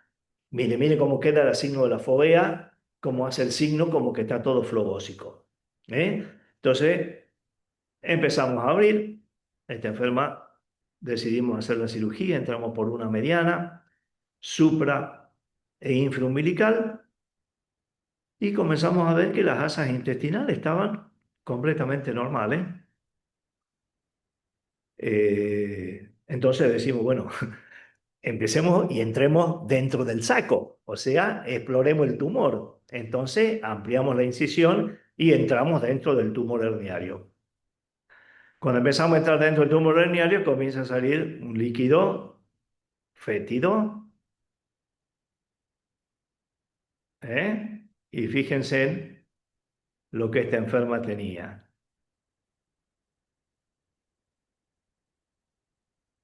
Vamos a ver si tenemos alguna foto donde ya se vea. Este es el estado en que quedó la enferma. Pero lo que esta enferma tenía, un fecalito por una apendicitis gangrenosa dentro del saco de ventrógeno. ¿Estamos de acuerdo? Esto que ven acá es el fecalito, que lo estamos sacando con la pinza. El apéndice se le había metido dentro del saco, había hecho una apendicitis gangrenosa, se había roto y se había perforado dentro de la cavidad del saco. Y la enferma hizo todo este cuadro, que no era una eventración complicada en sí por asas intestinales, sino por un cuadro de apendicitis dentro del saco de ventrógeno. Este caso también está publicado en la Revista Hispanoamericana de Hernia. Fíjense en acá cómo lo estamos resolviendo colocando una prótesis, y acá tenemos la solución, ya con el enfermo con la ostomía. Esta es la paciente, se encuentra en UTI, a las 48 horas presenta un shock séptico con tendencia a la hipoperfusión. Recuerden ustedes que estaba con un SIR, oligoanúrica grave, está con droga dopaminérgica, la herida quirúrgica con bordes necrosados, secreción fétida escasa, con drenaje de drújula escaso serohemático. Se realizan curaciones en terapia con resección de tejido devitalizado, curaciones con azúcar. Fíjense en la enferma primero, fíjense en la obesidad que tenía, miren todo el esfacelo, la malla que habíamos usado para cubrir. Fundamentalmente había una Acinetobacter, estaba con vancomicina, con piperacilina, continuaba con curaciones en UTI con azúcar, y acá ya la enferma comienza a mejorar. Fíjense que a los 7 días en UTI se recupera del shock séptico, tiene una buena perfusión periférica, había hecho una neumopatía en base derecha, pero pasa a la sala común con un tubo en T. Acá ya había mejorado ostensiblemente. Fíjense en cómo ya había una gran restablecimiento de todo este tejido, que era un tejido de granulación. Fíjense en todo con curaciones. Y pasa a sala común luego de 15 días en UTI, la herida con franca evolución y sin secreción. Perdón, cumple el ciclo con la antibiótico terapia, tiene buena evolución, tolera la ingesta, está con la ileostomía funcionante, como ustedes están viendo acá. Esto es un prolapso ileostómico.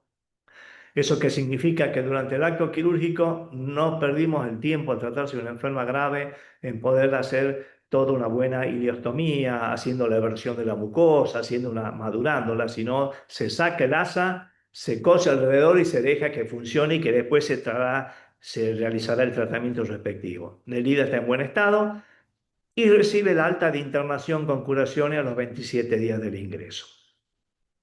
La herida quirúrgica cerrada, eventración parastomal y pequeño prolapso a nivel de la ileostomía. Conclusiones. ¿Qué conclusiones puedo sacar yo de este caso? Primero, que es muy probable que esta enferma haya hecho una cronología de Murphy. Es decir, la cronología de Murphy, que es la cronología de la inflamación apendicular. El enfermo siente un dolor en el epigastrio, se irradia a hipocondrio derecho, ese dolor baja a fosa ilíaca derecha. Eso es el diagnóstico de la apendicitis. Por lo tanto, la apendicitis aguda evolucionada en el saco de una eventación catastrófica es una complicación infrecuente y de extrema gravedad. Fíjense por todo lo que pasó a la paciente. La consulta tardía y la automedicación entorpece el diagnóstico y retarda el tratamiento oportuno. La enferma se medicaba, probablemente haya tenido un dolor, tomó antiespasmódico, tomó analgésico, enmascaró el cuadro. ¿eh? Priorizar el cuadro que compromete la vida del enfermo es esencial. Y el defecto parietal deberá resolverse en forma alejada con el paciente en condiciones adecuadas. Nosotros acá no tratamos la eventación. Sacamos al enfermo de la patología que ponía en peligro su vida, como era el cuadro apendicular catastrófico con esa peritonitis fecal. Alfonso Albanese decía, cuando una apendicular se muere, alguien tiene la culpa. O la culpa la tiene el paciente que no consulta, o la culpa la puede tener el médico que no hace el diagnóstico correcto. Bueno, con esto creo que hemos sido respetuosos del tiempo, espero no haberles cansado. Estoy dispuesto a algunas consultas que puedan tener, si es que hay algo despierto todavía, me imagino. Y por mí, muchas gracias por la invitación. Bueno, muchas gracias, doctor Cano. Como siempre, excelente la presentación. Eh, yo tengo un par de preguntas, lo quiero exprimir un poquito, disculpe. Eh, Cuando se nos presenta en el consultorio una paciente con una hernia umbilical, ¿usted pide o debemos pedir de rutina una ecografía biliar? Digo esto porque seguramente vamos a poner una malla y el acceso umbilical para una cirugía laparoscópica va a estar comprometido al menos, ¿no? Muy buena pregunta. A ver, en el contexto en que uno tiene que manejarse, y en este caso nosotros que tenemos en nuestra región un alto índice de litiasis vesicular y por dicha razón un alto índice de cáncer de vesícula biliar, yo creo que se debería pedir una ecografía biliar y proponerle al enfermo el tratamiento simultáneo de su litiasis vesicular. Ahora, esto no es equiparable a otras regiones. En Buenos Aires, a nadie se le va a ocurrir a una hernia umbilical pedirle una ecografía biliar y mucho menos proponerle una cirugía biliar porque el índice de cáncer no es elevado como nosotros y mucho menos indicación de cirugía en una litiasis asintomática, como sería el caso que me está presentando, Pablo. Gracias, doctor. Otra cuestión que me ha quedado en el tintero ahí, ¿qué sucede con ese paciente que llega a la guardia con una hernia, ya sea inguinal o umbilical, que ha cambiado sus características, se ha tornado irreductible en las últimas horas? Eh, Muchas veces en la actuación de guardia, muchos hemos visto el intento de reducción de esa hernia, ¿no? De manera, a través de maniobras manuales. ¿Esta práctica usted la recomienda, no la recomienda? ¿Qué opina de esto? Bueno, si nosotros tenemos una hernia umbilical que es muy dolorosa, que ha cambiado las características de la piel que la recubre, que se ha tornado rojo y que nos puede estar haciendo pensar que ese enfermo pueda tener un sufrimiento del contenido que no necesariamente tiene que ser intestino, porque puede ser el diploma, que hay mucho de diploitis, generalmente no se recomienda intentar reducción. Eso por un lado. Por otro lado, es muy peligroso intentar reducir una hernia donde ya puede tener un compromiso visceral, sobre todo del intestino, y en ese sentido mandar una víscera perforada dentro del abdomen. Eso sería catastrófico. Eso por el lado de las comunidades. Con respecto a la maniobra del taxi en las hernias ínguino-escrotales, también hay que tener mucho cuidado, porque un enfermo que ingresa con un cuadro de una hernia inguinal o ínguino-escrotal con características de esfera estrangulada, no podemos someter al enfermo a la maniobra del taxi para intentar reducírsela, porque podemos comprometer la vida del enfermo al introducir una víscera que puede lesionarse. Bien, gracias, doctor. Una pregunta más, si lo veo primero. Aquellos pacientes que son enfermos renales y que están sometidos a diálisis peritoneal, en lo que se descubre a raíz de este aumento de la presión abdominal en diálisis, una patología herniaria. Se debe, primero, yo creo que sería recomendable operar, usted me dirá, y la segunda cuestión es si se debe tener alguna consideración especial o realizar alguna cirugía distinta de lo habitual, ¿no? No, yo creo que las hernias, como lo dije en una de las conclusiones, todas las hernias diagnosticadas deben ser operadas, salvo que el estado del enfermo no nos indique lo contrario. Los enfermos renales pueden ser y recibir intervenciones quirúrgicas con la misma seguridad y con la misma característica que puede tener una persona sin esos comorbilidades cuando son perfectamente preparados.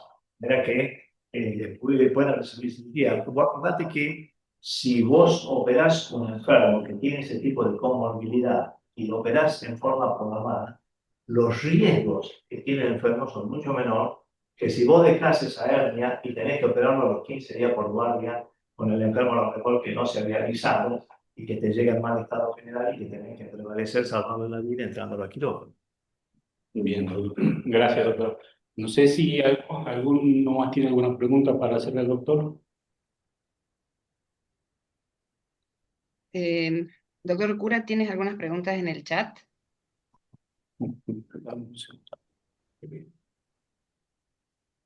A ver No, si la puedo escuchar.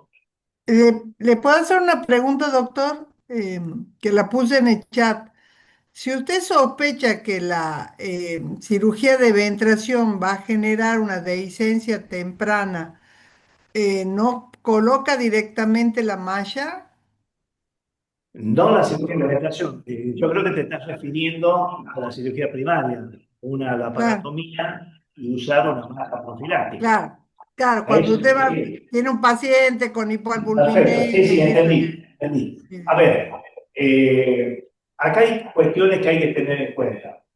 En primer lugar, hoy en día ya hay trabajos que avalan el uso de malla profiláctica en ciertos pacientes con comorbilidades para tratar de disminuir la aparición de una eventración. Una de ellas son, por ejemplo, las eventraciones parodómicas. ¿Y qué significa eso? Que el enfermo que usted le opera de cirugía por una alteración colónica y que va a quedar con una ileostomía o una colostomía, usted puede incorporarle una malla en el mismo tratamiento quirúrgico, de esa manera disminuir la posibilidad de que el enfermo haga una ventilación paracolostómica. Pero ahora, ¿qué pasa? Viene el administrador del hospital y le dice, che, a mí me resulta mucho más fácil que vos le pongas la malla cuando el enfermo haga la eventración en una ileostomía, a que me le ponga la malla a todos los enfermos que Coloprocto opera de esto. Entonces, hay muchos factores que hay que tener en cuenta. Otro de los factores que hay que tener en cuenta es quién va a poner la malla. Cuando el cirujano coloproctólogo está operando y después de 2 o 3 horas de hacer una colectomía, está haciendo la ostomía, usted va y le dice, haceme el favor, ponerle una malla para que no haga la eventración, le va a decir, no, yo la cirugía la termino acá o si querés poner la malla, entra vos. Entonces, hay muchos factores. Hoy en día sí hay trabajos que avalan en la colocación de las mallas en aquellos pacientes que sí pueden o que reúnan ciertas características como la obesidad, los enfermos diabéticos o inclusive los enfermos que están recibiendo tratamientos prolongados con corticoides. A ellos sí se le puede colocar una prótesis para tratar de reducir la posibilidad de una eventración. Gracias. Acá hay otra pregunta de la audiencia. Dice, como médico de guardia, ¿puedo hacer diagnóstico diferencial entre torsión de testículo y hernia estrangulada clínicamente o solo por ecografía? No, Entiendo que son cuadros de en realidad, resolución de diferentes... perdón, Sí, sí, sí. lo escucho, lo escucho. No, en realidad el diagnóstico debe hacerse en forma clínica y hay muchos factores que pueden orientar a hacer el diagnóstico entre una hernia estrangulada y una torsión del testículo. Por lo general, la torsión del testículo se da en personas jóvenes, se da en adolescentes, se da en adolescentes que le han manifestado que ellos tienen como antecedente de que ese testículo a veces le desaparece de la bolsa escrotal y a veces puede aparecer de vuelta. Como es un testículo que no tiene una sujeción del polo inferior, ese testículo sube y baja dentro del conducto inguinal. Entonces el adolescente le dice, doctor, a veces lo tengo, a veces no lo tengo, y un buen día aparece con el escroto inflamado, con un dolor chocante. Bueno, ojo, porque ese enfermo sí tiene una torsión de testículo. El paciente que tiene una hernia inguinoescrotal estrangulada, primero es un enfermo. Es muy raro que una paciente tenga una hernia inguinoescrotal estrangulada y que no haya sido diagnosticado de hernia. A veces es muy difícil que aparece primariamente como una hernia estrangulada. Por lo general son pacientes añosos, como lo estamos viendo, y bueno, y el diagnóstico de estrangulamiento ya se hace porque hay muchos factores desde el punto de vista hemodinámico que los pueden orientar al diagnóstico. Pero es fácil hacer el diagnóstico y no perder el tiempo porque ese testículo tiene por lo menos entre 4 y 5 horas de vida. Si uno pasa en el diagnóstico, puede ser tardío de poder recuperar. Gracias, doctor. Bueno, muchas Bien. gracias. Bueno, creo que como conclusión importantísima, nos ha dejado muy claro que la clínica es soberana, que no tenemos que, que todo lo que es pared abdominal, hay que investigar, hay que tocar, hay que palpar, hay que todo. La clínica es soberana. Doctor Ura, ¿usted quiere hacer alguna reflexión?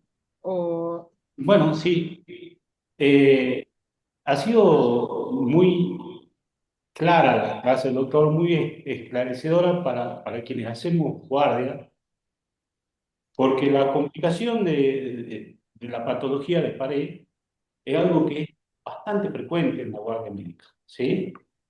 Y muchas veces se da en la periferia, no en el hospital que tiene el quirófano o el hospital central. Entonces, saber diagnosticar y saber derivar a tiempo es esencial. Sí. Eh, Eso ha sido excelente y bueno, yo la verdad eh, eh, lo conozco hace muchos años al doctor y estoy acostumbrado a la excelencia que da en sus clases. Espero que les haya gustado y agradecerle al doctor Cano, ¿no? Por compartir con nosotros todos sus conocimientos. Gracias, Bueno, doctor. Ha tenido una... muchas Hoy, gracias. Espero que haya sido de utilidad para todos ustedes, para todos los que nos están escuchando. Y bueno, veremos con la prueba evaluatoria si realmente se ha entendido o no se ha entendido lo que hemos querido transmitir. Así que nuevamente muchas gracias a todos los participantes y a todos los consejos médicos que han participado y mis felicitaciones por esta iniciativa de la docencia. Yo creo que la docencia debe estar presente siempre.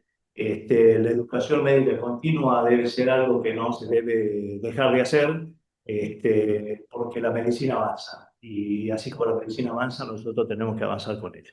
Así que muchas gracias. Gracias. Muchas gracias, doctor. gracias, doctor. Nos vemos nosotros el próximo martes. Muchas gracias. Chao. Muchas gracias, hasta luego.